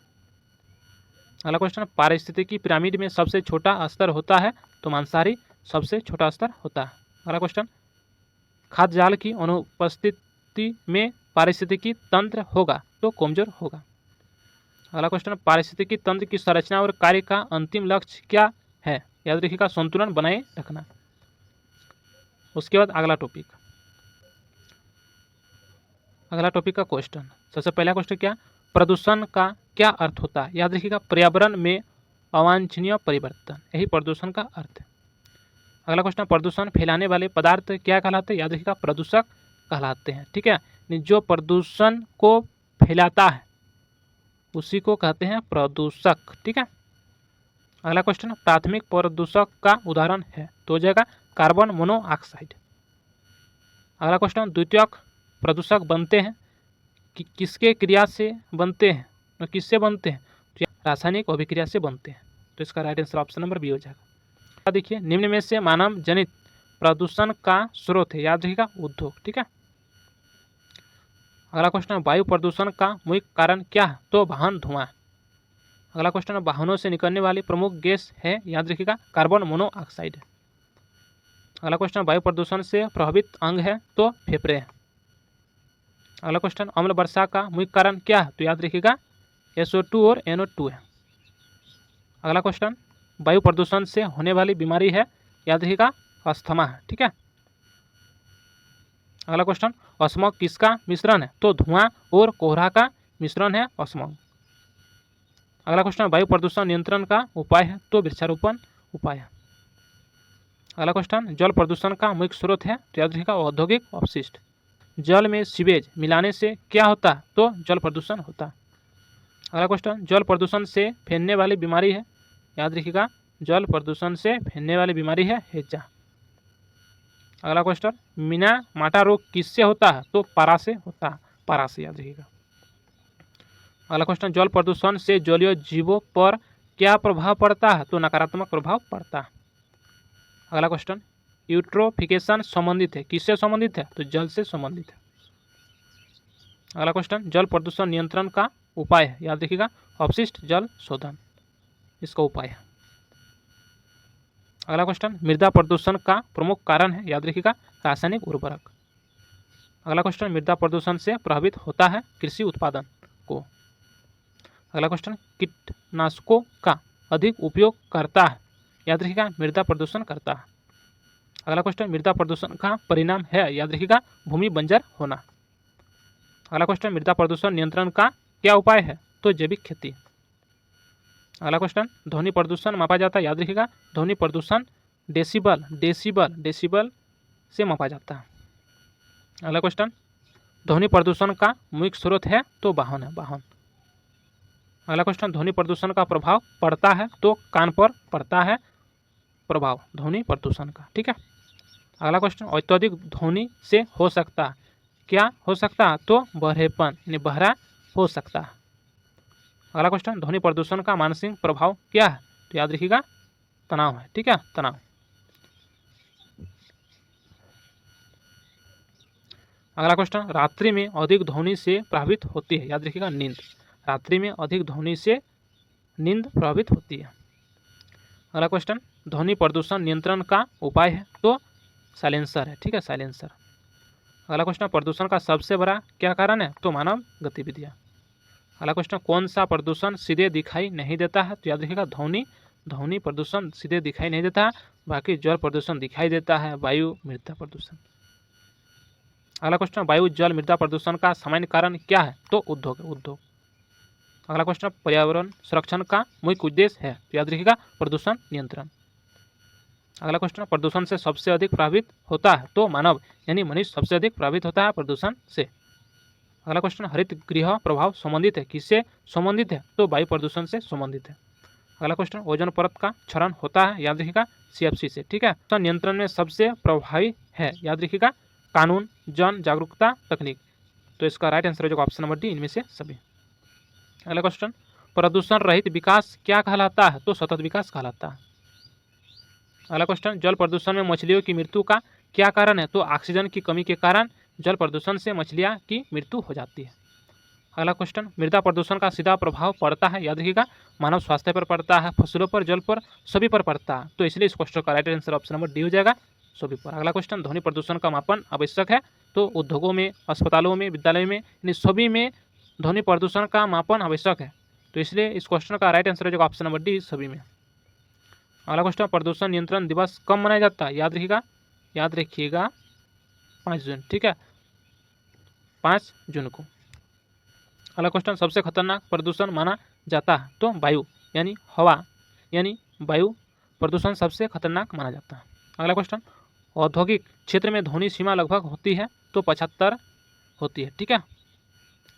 अगला क्वेश्चन, प्रदूषण नियंत्रण में 3R का क्या अर्थ होता है, याद रखिएगा 3R का R से, पहला R से रिड्यूस, ठीक है, दूसरा R से रीयूज, उसके बाद तीसरा R से रिसाइकिल। 3 आंसर जो ऑप्शन नंबर ए हो जाएगा। अगला क्वेश्चन, वायु प्रदूषण से प्रभावित पौधों की प्रक्रिया है तो याद रखिएगा प्रकाश संश्लेषण, ठीक है, तो इसका राइट आंसर है जो ऑप्शन नंबर बी, प्रकाश संश्लेषण। अगला क्वेश्चन, जल प्रदूषण का दीर्घकालीन प्रभाव है, याद रखिएगा जल संकट, जैव विविधता ह्रास, रोग, तो इसका राइट आंसर है जो ऑप्शन नंबर डी, इनमें से सभी। अगला क्वेश्चन, प्रदूषण नियंत्रण की सफलता निर्भर करती है जन सहभागिता पर, तो इसका right answer option number C हो जाएगा। अगला टॉपिक है क्वेश्चन, सबसे पहला जो क्वेश्चन है क्वेश्चन 1 क्या देखिए, वैश्विक ताप वृद्धि का अर्थ है तो याद रखिएगा पृथ्वी के औसत तापमान में वृद्धि। उसके बाद अगला क्वेश्चन, क्वेश्चन नंबर 2, वैश्विक ताप वृद्धि का मुख्य कारण क्या है तो याद रखिएगा ग्रीन हाउस प्रभाव हो जाएगा, ठीक है। अगला क्वेश्चन, वैश्विक ताप वृद्धि के लिए सबसे अधिक उत्तरदायी गैस है, याद रखिएगा कार्बन डाइऑक्साइड उत्तरदायी गैस है। अगला क्वेश्चन, वैश्विक ताप वृद्धि का प्रभाव पड़ता है, याद रखिएगा हिमनदों पर, समुद्र स्तर पर, जलवायु पर, सभी पर। तो इसका right answer option number D हो जाएगा, सभी पर। अगला क्वेश्चन, समुद्र तल में वृद्धि का प्रमुख कारण है, तो याद रखिएगा हिमनदों का पिघलना प्रमुख कारण है। अगला क्वेश्चन, वैश्विक ताप वृद्धि से कौन सी समस्या बढ़ती है, तो याद रखिएगा सूखा, बाढ़, चक्रवात, सभी समस्या बढ़ती है, इसलिए इस क्वेश्चन का सही उत्तर हो जाएगा ऑप्शन नंबर डी, सभी। अगला क्वेश्चन, वैश्विक ताप वृद्धि से सर्वाधिक प्रभावित क्षेत्र है, तो याद रखिएगा ध्रुवीय क्षेत्र, ठीक है। अगला क्वेश्चन, वैश्विक ताप वृद्धि का कृषि पर प्रभाव है, याद रखिएगा फसल चक्र में परिवर्तन। अगला क्वेश्चन, ग्रीन हाउस गैसें क्या करती है, याद रखिएगा ऊष्मा को रोकती है, ठीक है, ग्रीन हाउस गैसें ऊष्मा को रोकती है। अगला क्वेश्चन, निम्न में से कौन ग्रीन हाउस गैस नहीं है, आपको बताना है कि कौन ग्रीन हाउस का गैस नहीं है। याद रखिएगा CO2 है, CH4 है, N2O है, लेकिन दोस्तों O2 नहीं है, ठीक है। तो इसका right answer option number D हो जाएगा। अगला क्वेश्चन, मीथेन गैस का प्रमुख स्रोत है, याद रखिएगा धान के खेत मीथेन गैस का प्रमुख स्रोत है। अगला क्वेश्चन, सबसे शक्तिशाली ग्रीन हाउस गैस है, याद रखिएगा CFC है, ठीक है, CFC। अगला क्वेश्चन, ग्रीन हाउस प्रभाव को सबसे पहले किसने समझाया, याद रखिएगा फुरियर ने समझाया, ठीक है, फुरियर। अगला क्वेश्चन, अम्लीय वर्षा का pH मान होता है, याद रखिएगा 7 से कम होता है, ठीक है, 7 से कम होता है अम्लीय वर्षा का pH मान। अगला क्वेश्चन, अम्लीय वर्षा का मुख्य कारण है, याद रखिएगा SO2 और NO2 अम्लीय वर्षा का मुख्य कारण है। अगला क्वेश्चन, अम्लीय वर्षा से सबसे अधिक प्रभावित होते हैं, याद रखिएगा अम्लीय वर्षा से सबसे अधिक क्या प्रभावित होते हैं, तो देखिए जंगल भी प्रभावित होते हैं, झील भी और इमारतें भी। तो इसलिए इस क्वेश्चन का राइट आंसर हो जाएगा ऑप्शन नंबर डी, सभी प्रभावित होते हैं। अगला क्वेश्चन देखिए क्या है, अम्लीय वर्षा से संगमरमर की इमारत को नुकसान होता है, क्योंकि कैल्शियम कार्बोनेट घुलता है, इसीलिए, ठीक है। अगला क्वेश्चन, अम्लीय वर्षा का प्रभाव मिट्टी पर पड़ता है, याद रखिएगा पोषक तत्व नष्ट होते हैं। अगला क्वेश्चन, ओजोन परत पाई जाती है, याद रखिएगा समताप मंडल में, ठीक है, ओजोन परत समताप मंडल में पाई जाती है। अगला क्वेश्चन, ओजोन परत का मुख्य कार्य है, याद रखिएगा UV किरणों से रक्षा, यही ओजोन परत का मुख्य काम है। अगला क्वेश्चन, ओजोन परत के क्षरण का मुख्य कारण है, याद रखिएगा CFC है, ठीक है, CFC। अगला क्वेश्चन, ओजोन परत के क्षरण से क्या बढ़ती है, तो पराबैंगनी किरणें बढ़ती है। अगला क्वेश्चन, ओजोन छिद्र सबसे पहले देखा गया कहाँ, तो याद रखिएगा अंटार्कटिका में सबसे पहले देखा गया ओजोन छिद्र को। अगला क्वेश्चन, ओजोन क्षरण से होने वाली बीमारी है, याद रखिएगा त्वचा का कैंसर। अगला क्वेश्चन, ओजोन क्षरण का पौधों पर प्रभाव है, याद रखिएगा दोस्तों प्रकाश संश्लेषण में कमी। तो इसका राइट आंसर हो जाएगा ऑप्शन नंबर बी। अगला क्वेश्चन, मॉन्ट्रियल प्रोटोकॉल किससे संबंधित है, तो ओजोन परत संरक्षण से संबंधित है। अगला क्वेश्चन, मॉन्ट्रियल प्रोटोकॉल कब लागू हुआ, याद रखिएगा 1987 में लागू हुआ। तो इसका right answer option number B हो जाएगा। अगला क्वेश्चन, वैश्विक ताप वृद्धि नियंत्रण का उपाय है, याद रखिएगा नवीकरणीय ऊर्जा, और नवीकरणीय ऊर्जा का मतलब होता है जिसका उपयोग बार बार कर सकते हैं, ठीक है, बार बार कर सकते हैं, जैसे सौर ऊर्जा, पवन ऊर्जा, ये सब हो जाएगा नवीकरणीय ऊर्जा का उदाहरण। तो इसका right answer option number B हो जाएगा। अगला क्वेश्चन, कार्बन उत्सर्जन कम करने का सबसे अच्छा उपाय क्या है, याद रखिएगा सार्वजनिक परिवहन है, ठीक है।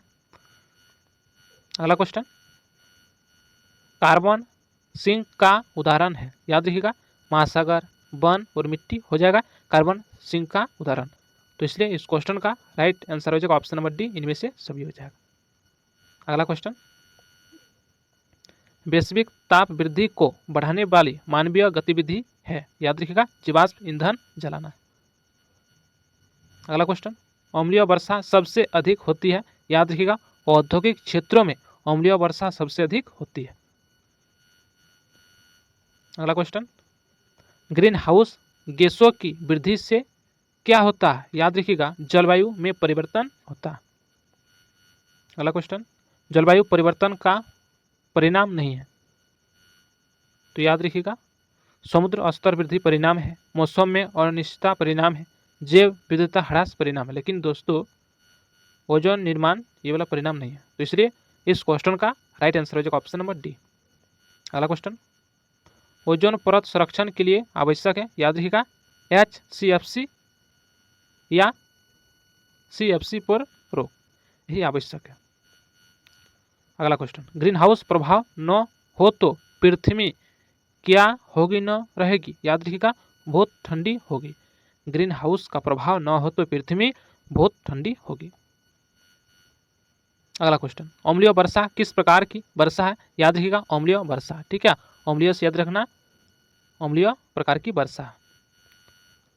अगला क्वेश्चन, ओजोन परत क्षरण से समुद्री जीवों पर प्रभाव पड़ता है? याद रखिएगा हाँ प्रभाव पड़ता है।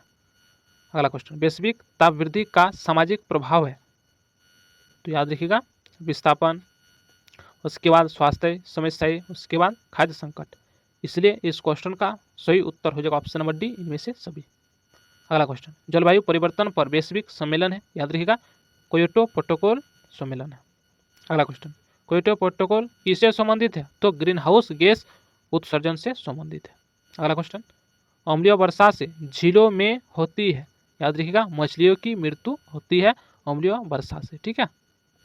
अगला क्वेश्चन, ओजोन परत को नुकसान पहुंचाने वाले उपकरण क्या है? तो याद रखिएगा फ्रिज और एसी है, ठीक है। अगला क्वेश्चन, वैश्विक ताप वृद्धि का दीर्घकालीन परिणाम क्या है? याद रखिएगा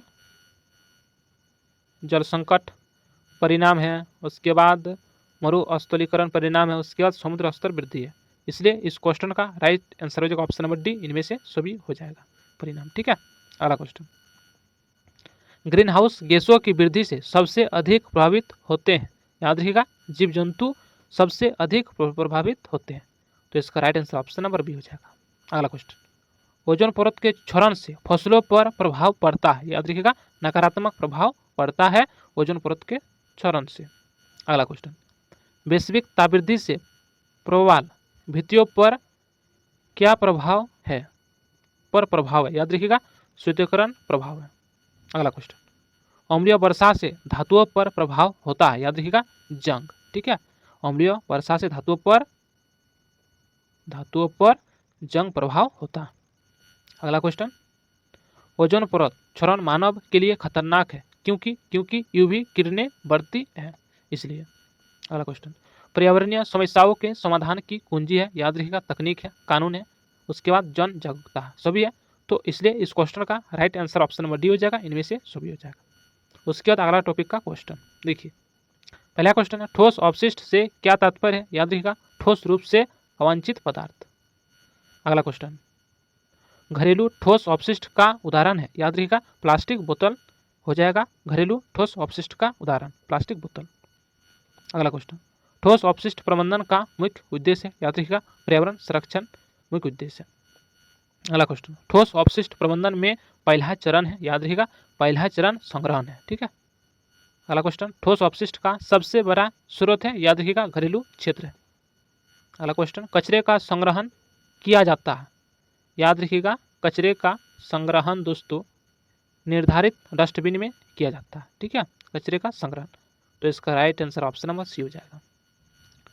अगला क्वेश्चन, घर घर कचरा संग्रहण क्या कहलाता है? याद रखिएगा प्राथमिक संग्रहण कहलाता है। अगला क्वेश्चन, नगर पालिका के द्वारा किया गया संग्रहण क्या कहलाता है? तो द्वितीयक कहलाता है, ठीक है।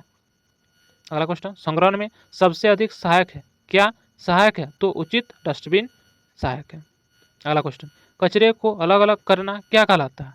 तो याद रखिएगा पृथक्करण कहलाता है, ठीक है, कचरे को अलग अलग करना यानी अलग कर रहे हैं।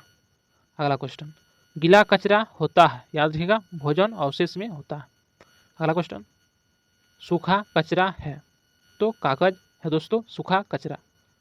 अगला क्वेश्चन, कचरा पृथक्करण का सबसे अच्छा स्थान है घर। अगला क्वेश्चन, भारत में कचरा पृथक्करण के लिए डस्टबिन का रंग होता है कौन सा कलर का होता है? तो हरा और नीला कलर का रंग का डस्टबिन होता है, ठीक है, भारत में। अगला क्वेश्चन, कचरे को संग्रह स्थल से निपटान स्थल तक ले जाना क्या कहलाता है? यानी कचरे को संग्रह स्थल से निपटान स्थल तक ले जाना तो क्या कहलाता है? याद रखिए दोस्तों, परिवहन कहलाता है, ठीक है, परिवहन कहलाता है। यानी कचरे को संग्रह स्थल से जहाँ पर निपटा देंगे उस स्थल तक ले जाना है तो किसके द्वारा ले जाएंगे? तो परिवहन के द्वारा, तो परिवहन हो जाएगा। अगला क्वेश्चन, ठोस अपशिष्ट परिवहन के लिए प्रयोग होते हैं, याद रखिएगा, ट्रक।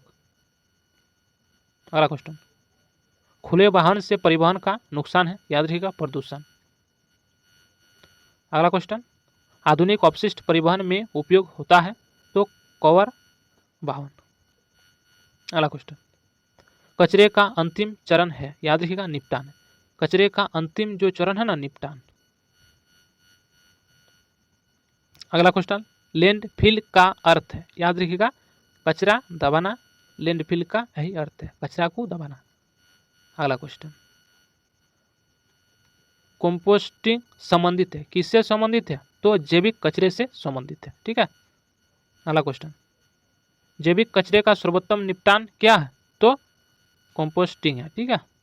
अगला क्वेश्चन, कचरा जलाने की प्रक्रिया क्या कहलाती है? तो इंसिनरेशन कहलाती है, ठीक है। कचरा जलाने की प्रक्रिया इंसिनरेशन कहलाती है। अगला क्वेश्चन, 3R का पहला सिद्धांत क्या है? तो R से याद रखना, REDUC, रिड्यूस, ठीक है। ऑप्शन नंबर सी इसका राइट आंसर हो जाएगा। वो दूसरा सिद्धांत हो जाएगा, रिड्यूस हो जाएगा। वो तीसरा रिसाइकिल, याद रखिएगा। अगला क्वेश्चन, रिड्यूस का अर्थ है, इसका अर्थ क्या होता है? याद रखिएगा, कचरा को कम करना, ठीक है। और रियूज का अर्थ होता है दोस्तों पुनः उपयोग, यानी फिर से उपयोग। अगला क्वेश्चन, रिसाइकिल का अर्थ है, तो रिसाइकिल का अर्थ होता है पुनर्चक्रण, ठीक है, याद रखिएगा। अगला क्वेश्चन, निम्न में से 3R का भाग कौन नहीं है? याद रखिएगा, रिड्यूस है, रियूज है, रिसाइकिल है, लेकिन दोस्तों रिमूव नहीं है, तो इसका right answer option number D हो जाएगा। अगला क्वेश्चन, ठोस अपशिष्ट का गलत निपटान करता है, याद रखिएगा, प्रदूषण करता है। अगला क्वेश्चन, ठोस अपशिष्ट से फैलने वाली बीमारी है, याद रखिएगा, डेंगू।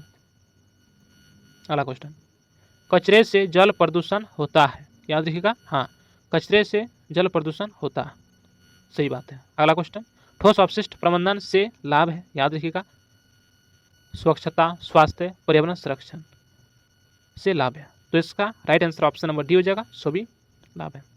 अगला क्वेश्चन, भारत में ठोस अपशिष्ट नियम लागू हुए हैं, कब लागू हुए हैं?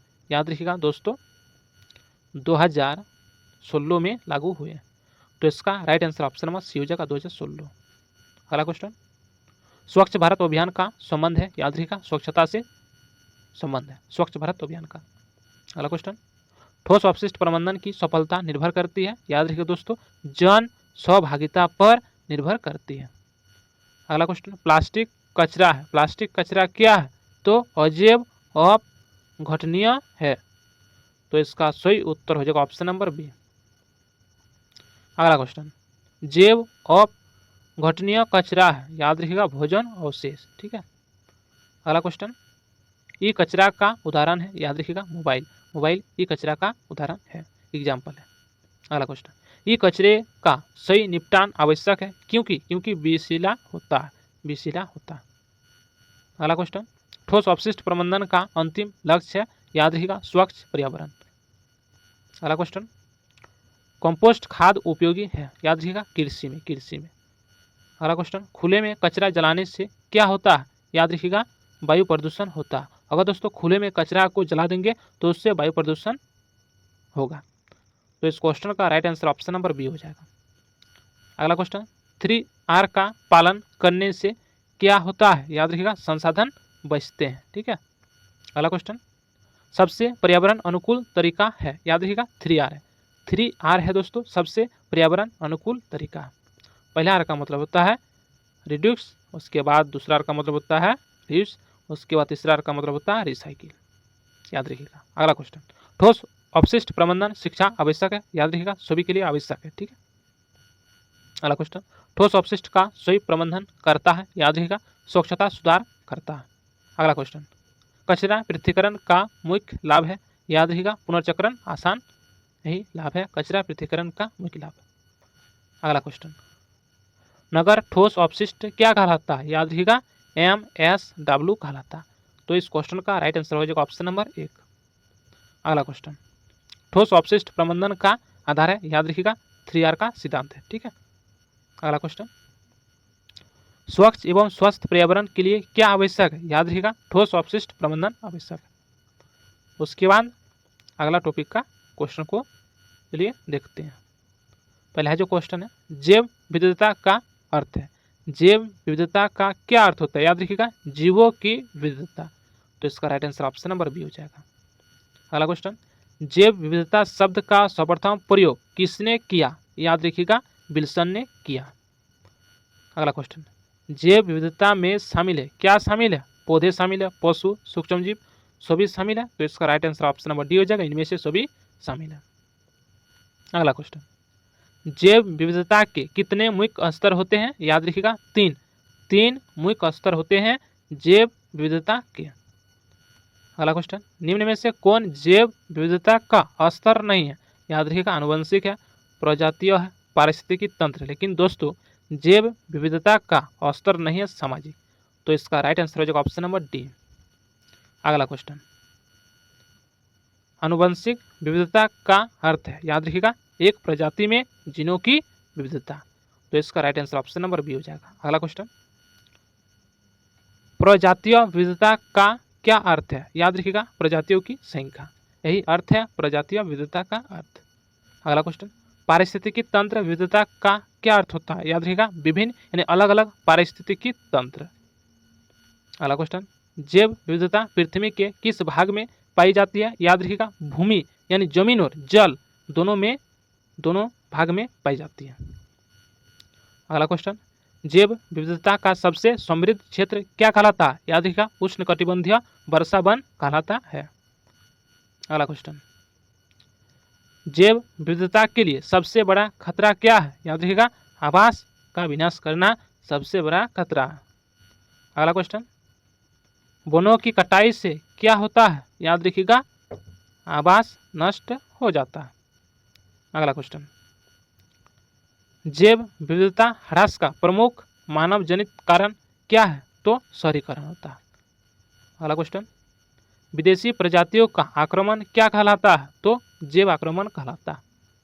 अगला क्वेश्चन, निम्न में से कौन आक्रामक प्रजाति है, याद रखिएगा गाजर घास आक्रामक प्रजाति है। अगला क्वेश्चन, अत्यधिक शिकार का परिणाम है, याद रखिएगा प्रजाति विलुप्ति अत्यधिक शिकार का परिणाम है। अगला क्वेश्चन, जलवायु परिवर्तन से जैव विविधता पर प्रभाव पड़ता है, याद रखिएगा हाँ प्रभाव पड़ता है, जलवायु के परिवर्तन होने से जैव विविधता पर प्रभाव पड़ता है, सही बात है।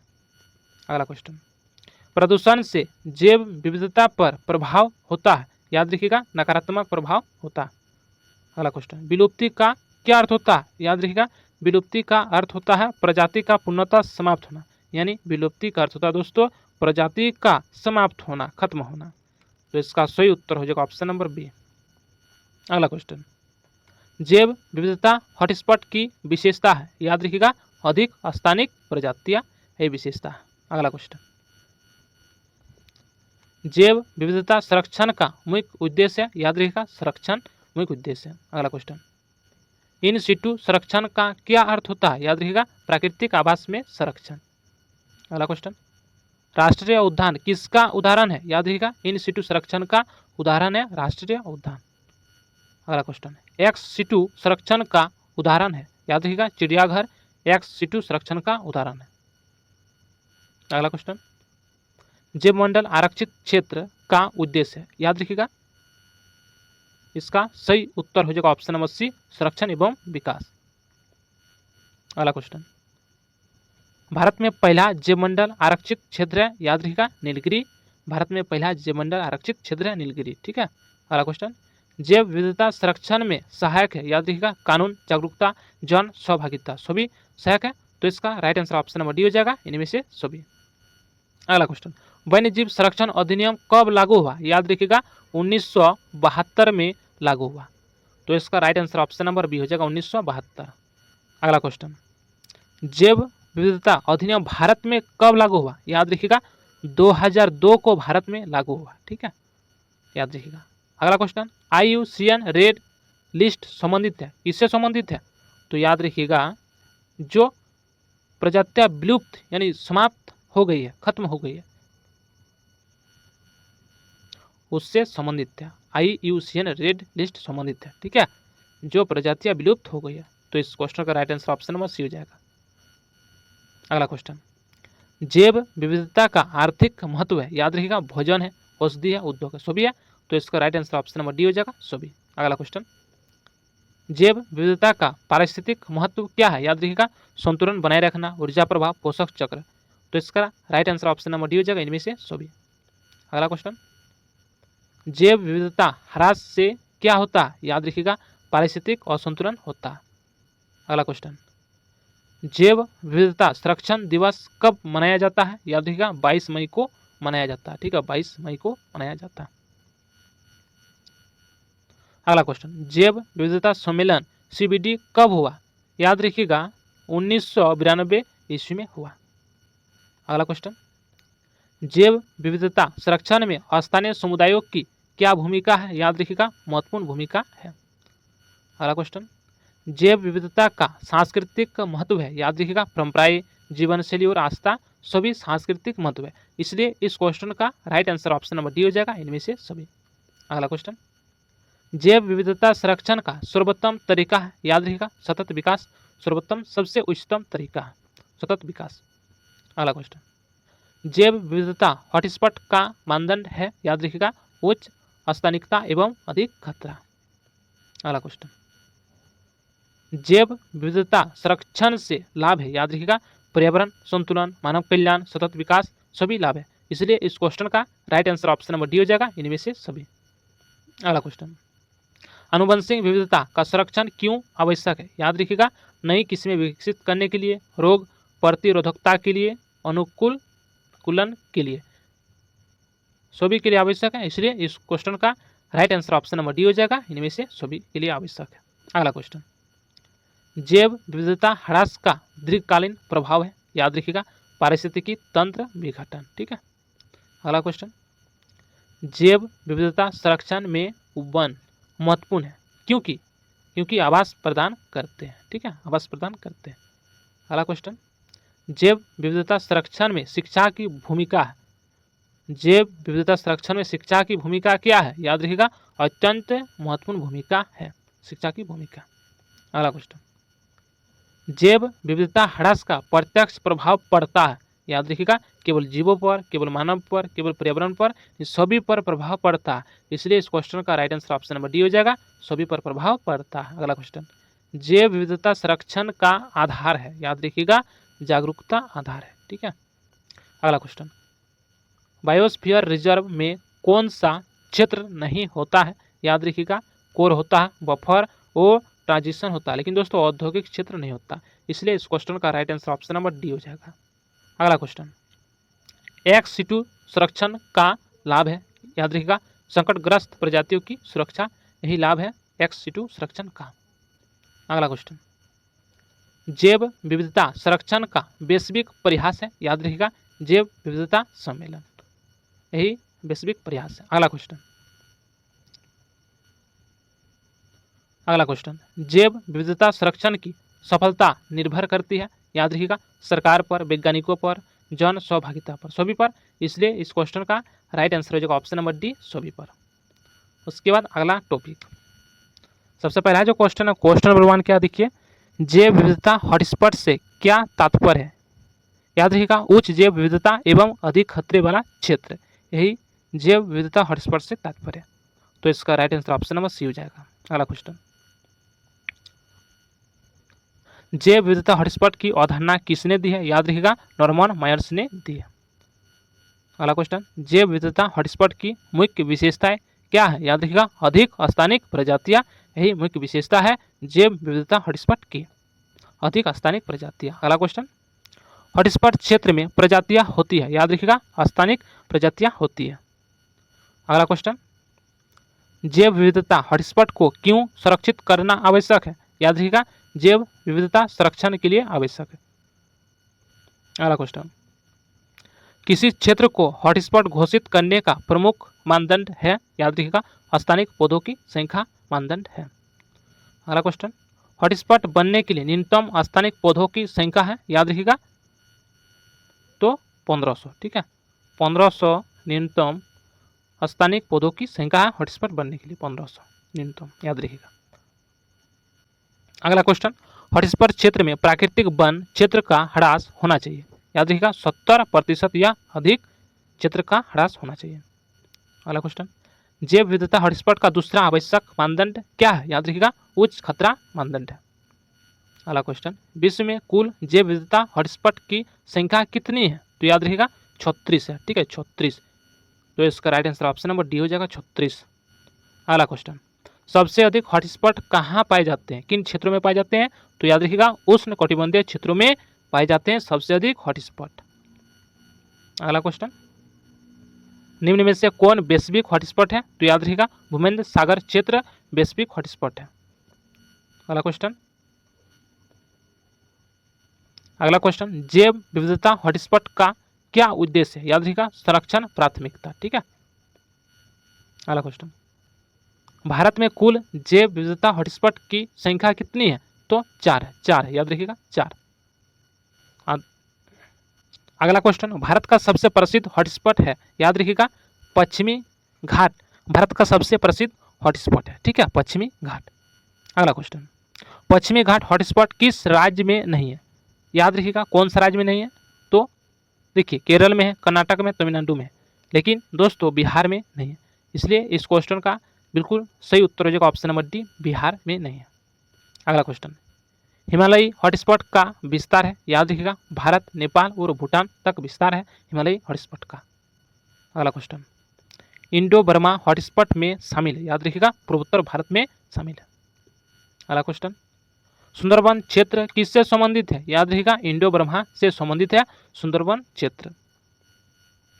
अगला क्वेश्चन, जैव विविधता हॉटस्पॉट के लिए सबसे बड़ा खतरा क्या है, याद रखिएगा आवास का विनाश करना सबसे बड़ा खतरा है।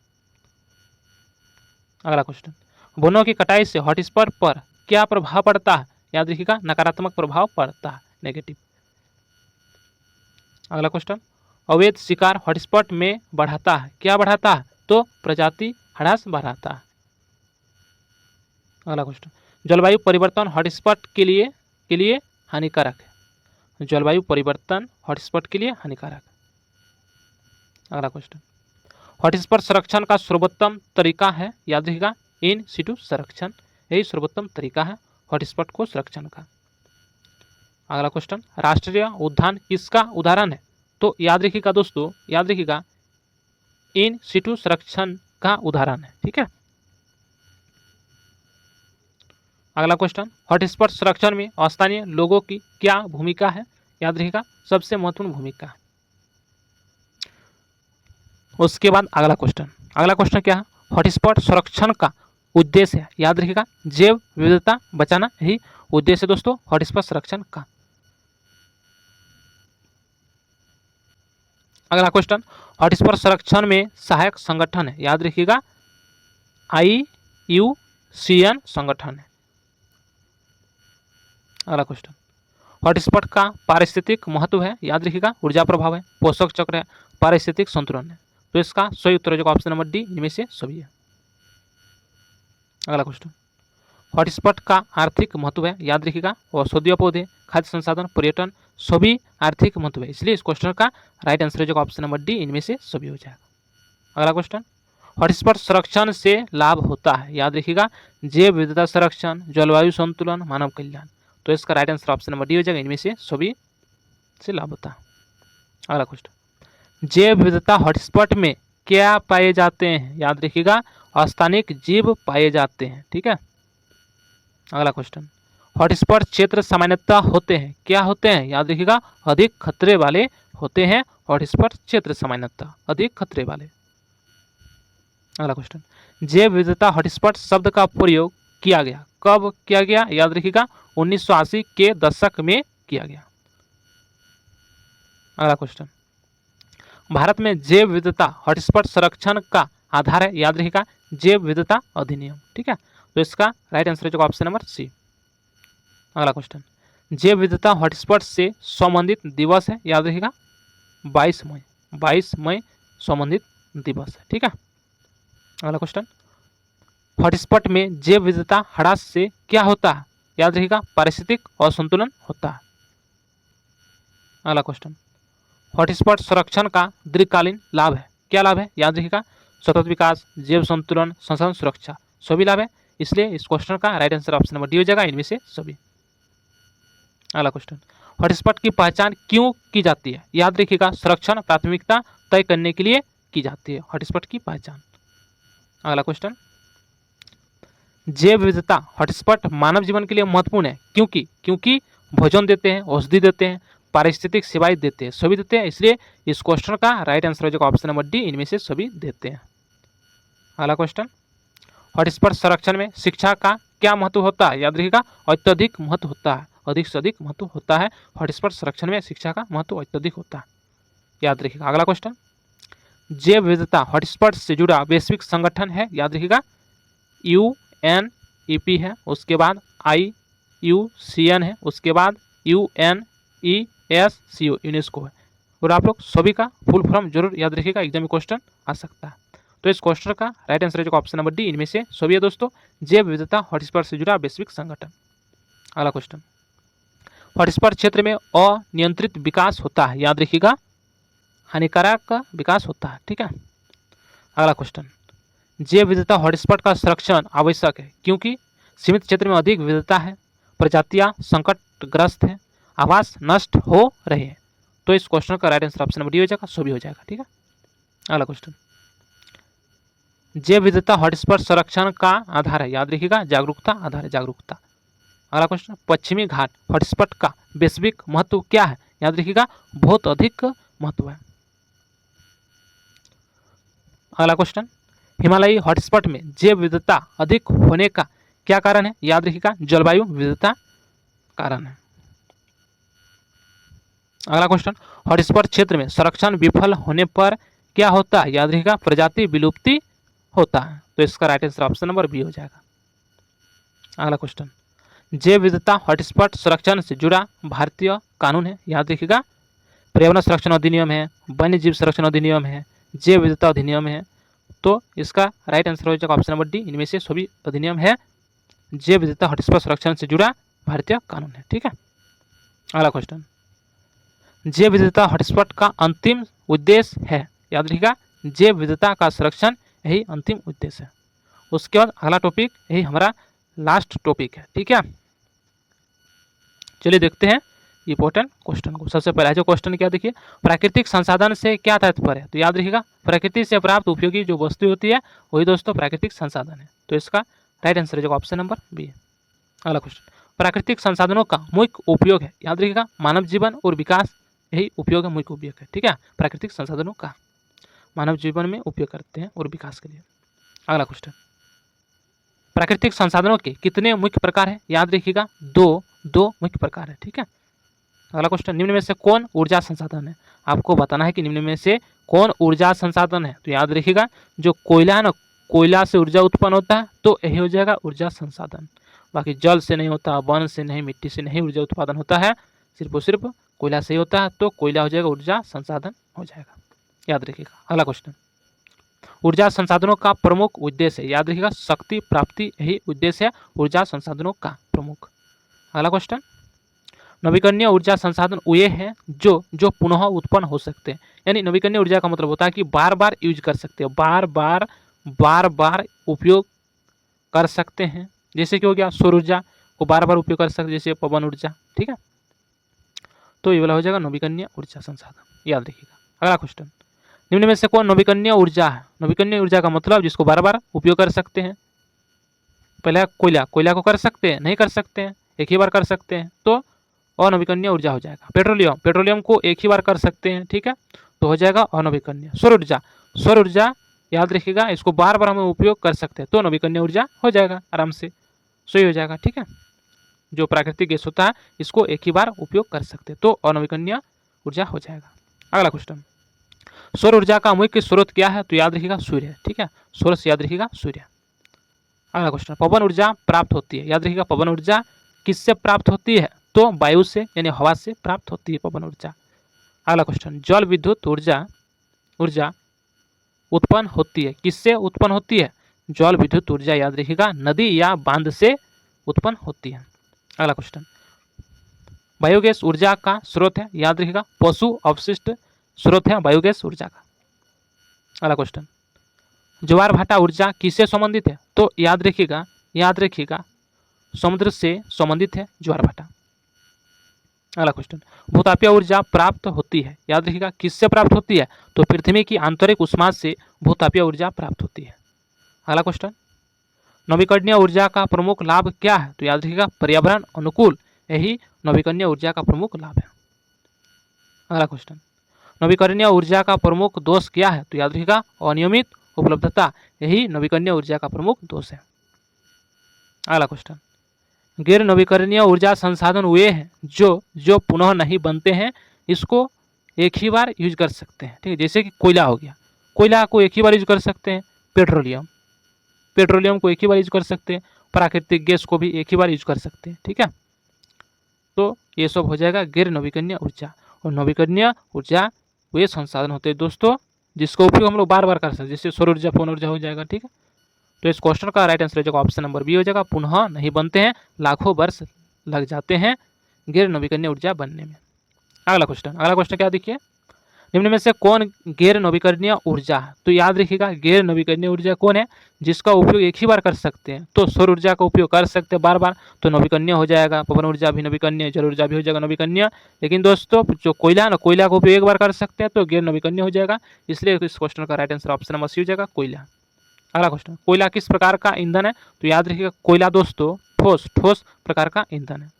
अगला क्वेश्चन क्या, पेट्रोलियम को क्या कहा जाता है? याद रखिएगा काला सोना कहा जाता है पेट्रोलियम को। ठीक है, अगला क्वेश्चन, प्राकृतिक गैस का प्रमुख घटक है? याद रखिएगा प्राकृतिक गैस का प्रमुख घटक है मीथेन। अगला क्वेश्चन, जीवाश्म ईंधन है, जीवाश्म ईंधन क्या है? याद रखिएगा कोयला, पेट्रोलियम और गैस है। ठीक है, जीवाश्म ईंधन है, याद रखिएगा कोयला, पेट्रोलियम और गैस। अगला क्वेश्चन देखिए, गैर नवीकरणीय ऊर्जा का प्रमुख दोष है? याद रखिएगा अधिक लागत, प्रदूषण, सीमित उपलब्धता। तो इस क्वेश्चन का राइट आंसर हो जाएगा ऑप्शन नंबर डी, इनमें से सभी दोस्तों गैर नवीकरणीय ऊर्जा का प्रमुख दोष है। अगला क्वेश्चन, परमाणु ऊर्जा किससे प्राप्त होती है? याद रखिएगा यूरेनियम से परमाणु ऊर्जा प्राप्त होती है, यूरेनियम से। अगला क्वेश्चन, परमाणु ऊर्जा किस श्रेणी में आती है? याद रखिएगा गैर नवीकरणीय श्रेणी में आती है परमाणु ऊर्जा। अगला क्वेश्चन, भारत में प्रमुख परमाणु ईंधन है? याद रखिएगा थोरियम दोस्तों भारत में प्रमुख परमाणु ईंधन है, थोरियम। अगला क्वेश्चन क्या देखिए, नवीकरणीय ऊर्जा प्रदूषण करती है? तो याद रखिएगा दोस्तों नवीकरणीय ऊर्जा कम प्रदूषण करती है और अनवीकरणीय ऊर्जा दोस्तों बहुत अधिक प्रदूषण करती है। अगला क्वेश्चन, गैर नवीकरणीय ऊर्जा से बढ़ता है? याद रखिएगा प्रदूषण बढ़ता है, गैर नवीकरणीय ऊर्जा से याद रखिएगा प्रदूषण बढ़ता है। ठीक है, प्रदूषण बढ़ता है, तो इसका राइट आंसर हो जाएगा ऑप्शन नंबर बी हो जाएगा प्रदूषण। अगला क्वेश्चन, वैश्विक तापवृद्धि का मुख्य कारण है? याद रखिएगा जीवाश्म ईंधन मुख्य कारण है। ठीक है, जीवाश्म ईंधन। अगला क्वेश्चन, ऊर्जा संकट का प्रमुख कारण है? तो याद रखिएगा अत्यधिक दोहन, यही ऊर्जा संकट का प्रमुख कारण है। अगला क्वेश्चन, भविष्य की ऊर्जा क्या कहलाती है? तो याद रखिएगा नवीकरणीय ऊर्जा कहलाती है भविष्य की ऊर्जा, जिसका उपयोग हम लोग बार बार कर सकते हैं। अगला क्वेश्चन क्या देखिए, भारत में सबसे अधिक उपयोग की जाने वाली ऊर्जा कौन सी है? तो कोयला दोस्तों भारत में सबसे अधिक उपयोग की जाने वाली ऊर्जा कोयला, सब कोई यूज करता है। अगला क्वेश्चन, भारत में सौर ऊर्जा के लिए प्रसिद्ध राज्य है? याद रखिएगा भारत में सौर ऊर्जा के लिए प्रसिद्ध राज्य दोस्तों राजस्थान है। ठीक है, राज्य से याद रखिएगा राजस्थान, प्रसिद्ध राज्य पूछेगा भारत में सौर ऊर्जा के लिए प्रसिद्ध राज्य, तो राज्य से याद रखिएगा राजस्थान। अगला क्वेश्चन क्या देखिए, 33 नंबर, नवीकरणीय ऊर्जा को बढ़ावा देने का उद्देश्य है? याद रखिएगा ऊर्जा सुरक्षा। अगला क्वेश्चन, ऊर्जा संरक्षण का क्या अर्थ होता है? याद रखिएगा कम उपयोग व कुशल उपयोग, यही ऊर्जा संरक्षण का अर्थ होता है। अगला क्वेश्चन, ऊर्जा दक्ष उपकरण का उदाहरण है, याद रखिएगा एलईडी बल्ब दोस्तों ऊर्जा दक्ष उपकरण का उदाहरण है एलईडी बल्ब। अगला क्वेश्चन, नवीकरणीय ऊर्जा से सबसे बड़ा लाभ है, याद रखिएगा रोजगार लाभ है, पर्यावरण संरक्षण लाभ है, ऊर्जा निरंतरता लाभ है, सभी लाभ है, इसलिए इस क्वेश्चन का राइट आंसर हो जाएगा ऑप्शन नंबर डी, सभी लाभ है। अगला क्वेश्चन क्या देखिए, गैर नवीकरणीय ऊर्जा समाप्त होने पर ऊर्जा संकट होता है, याद रखिएगा। अगला क्वेश्चन, स्वच्छ ऊर्जा का उदाहरण है, याद रखिएगा सौर, स्वच्छ ऊर्जा का उदाहरण है दोस्तों सौर है, सबसे स्वच्छ है, ठीक है सौर ऊर्जा। अगला क्वेश्चन, ऊर्जा संसाधनों का सतत उपयोग क्या कहलाता है, याद रखिएगा संरक्षण कहलाता है, क्या तो संरक्षण। अगला क्वेश्चन, ऊर्जा संसाधनों का असंतुलित उपयोग करता है तो पर्यावरण संकट करता है, असंतुलित उपयोग ऊर्जा संसाधनों का।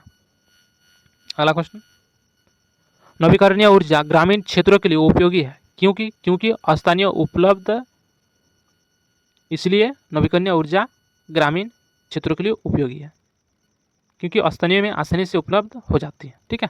अगला क्वेश्चन, ऊर्जा संसाधनों का वर्गीकरण किस आधार पर है, तो याद रखिएगा पुनः उत्पादन क्षमता यानी फिर से उत्पादन क्षमता, इसलिए दोस्तों ऊर्जा संसाधनों का वर्गीकरण आधार पर है पुनः उत्पादन क्षमता पर, ठीक है। अगला क्वेश्चन, नवीकरणीय ऊर्जा रोजगार सृजन में, याद रखिएगा सहायक है। अगला क्वेश्चन, परमाणु ऊर्जा का खतरा है रेडियोधर्मी अपशिष्ट। अगला क्वेश्चन, ऊर्जा संसाधनों का संरक्षण आवश्यक है क्योंकि वे सीमित है, अगला क्वेश्चन, नवीकरणीय ऊर्जा को अपनाने से क्या होता है, याद रखिएगा कार्बन उत्सर्जन में कमी होता है। अगला क्वेश्चन, गैर नवीकरणीय ऊर्जा आधारित अर्थव्यवस्था क्या कहलाती है, याद रखिएगा जीवाश्म ईंधन अर्थव्यवस्था कहलाती है। अगला क्वेश्चन, ऊर्जा संसाधनों का विवेकपूर्ण उपयोग क्या कहलाता है, याद रखिएगा संरक्षण कहलाता है, संरक्षण। अगला क्वेश्चन, नवीकरणीय ऊर्जा का सबसे बड़ा स्रोत है, याद रखिएगा सूर्य, ठीक है सूर्य। अगला क्वेश्चन, यही हमारा लास्ट टॉपिक का लास्ट क्वेश्चन है, क्या देखिए, भविष्य की पीढ़ियों के लिए ऊर्जा बचाना क्या कहलाता है, याद रखिएगा सतत विकास कहलाता है। तो दोस्तों इसी के साथ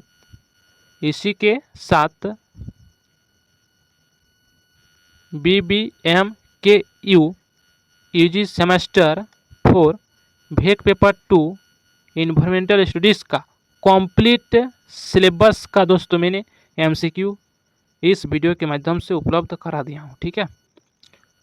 इसी में से बहुत सारा क्वेश्चन डायरेक्ट एग्जाम में देखने को मिलेगा, तो आप लोग इस वीडियो को तो एक लाइक तो ज़रूर कर देना और जितना हो सके अपने फ्रेंड के साथ शेयर जरूर कर दीजिएगा, और चैनल पर नए तो चैनल को सब्सक्राइब जरूर कर दीजिएगा दोस्तों, ठीक है। और वीडियो बनाने में कंटेंट रेडी करने में बहुत मेहनत लगता है, तो आप लोग लाइक जरूर कर दीजिएगा। और आप लोग हमारा पेड कोर्सेज जल्दी से परचेस कर लो, डिस्क्रिप्शन पर लिंक है, ऑलरेडी बहुत सारा स्टूडेंट ने परचेस किया। तब तक के लिए किसी नेक्स्ट वीडियो में मिलते हैं, जय हिंद।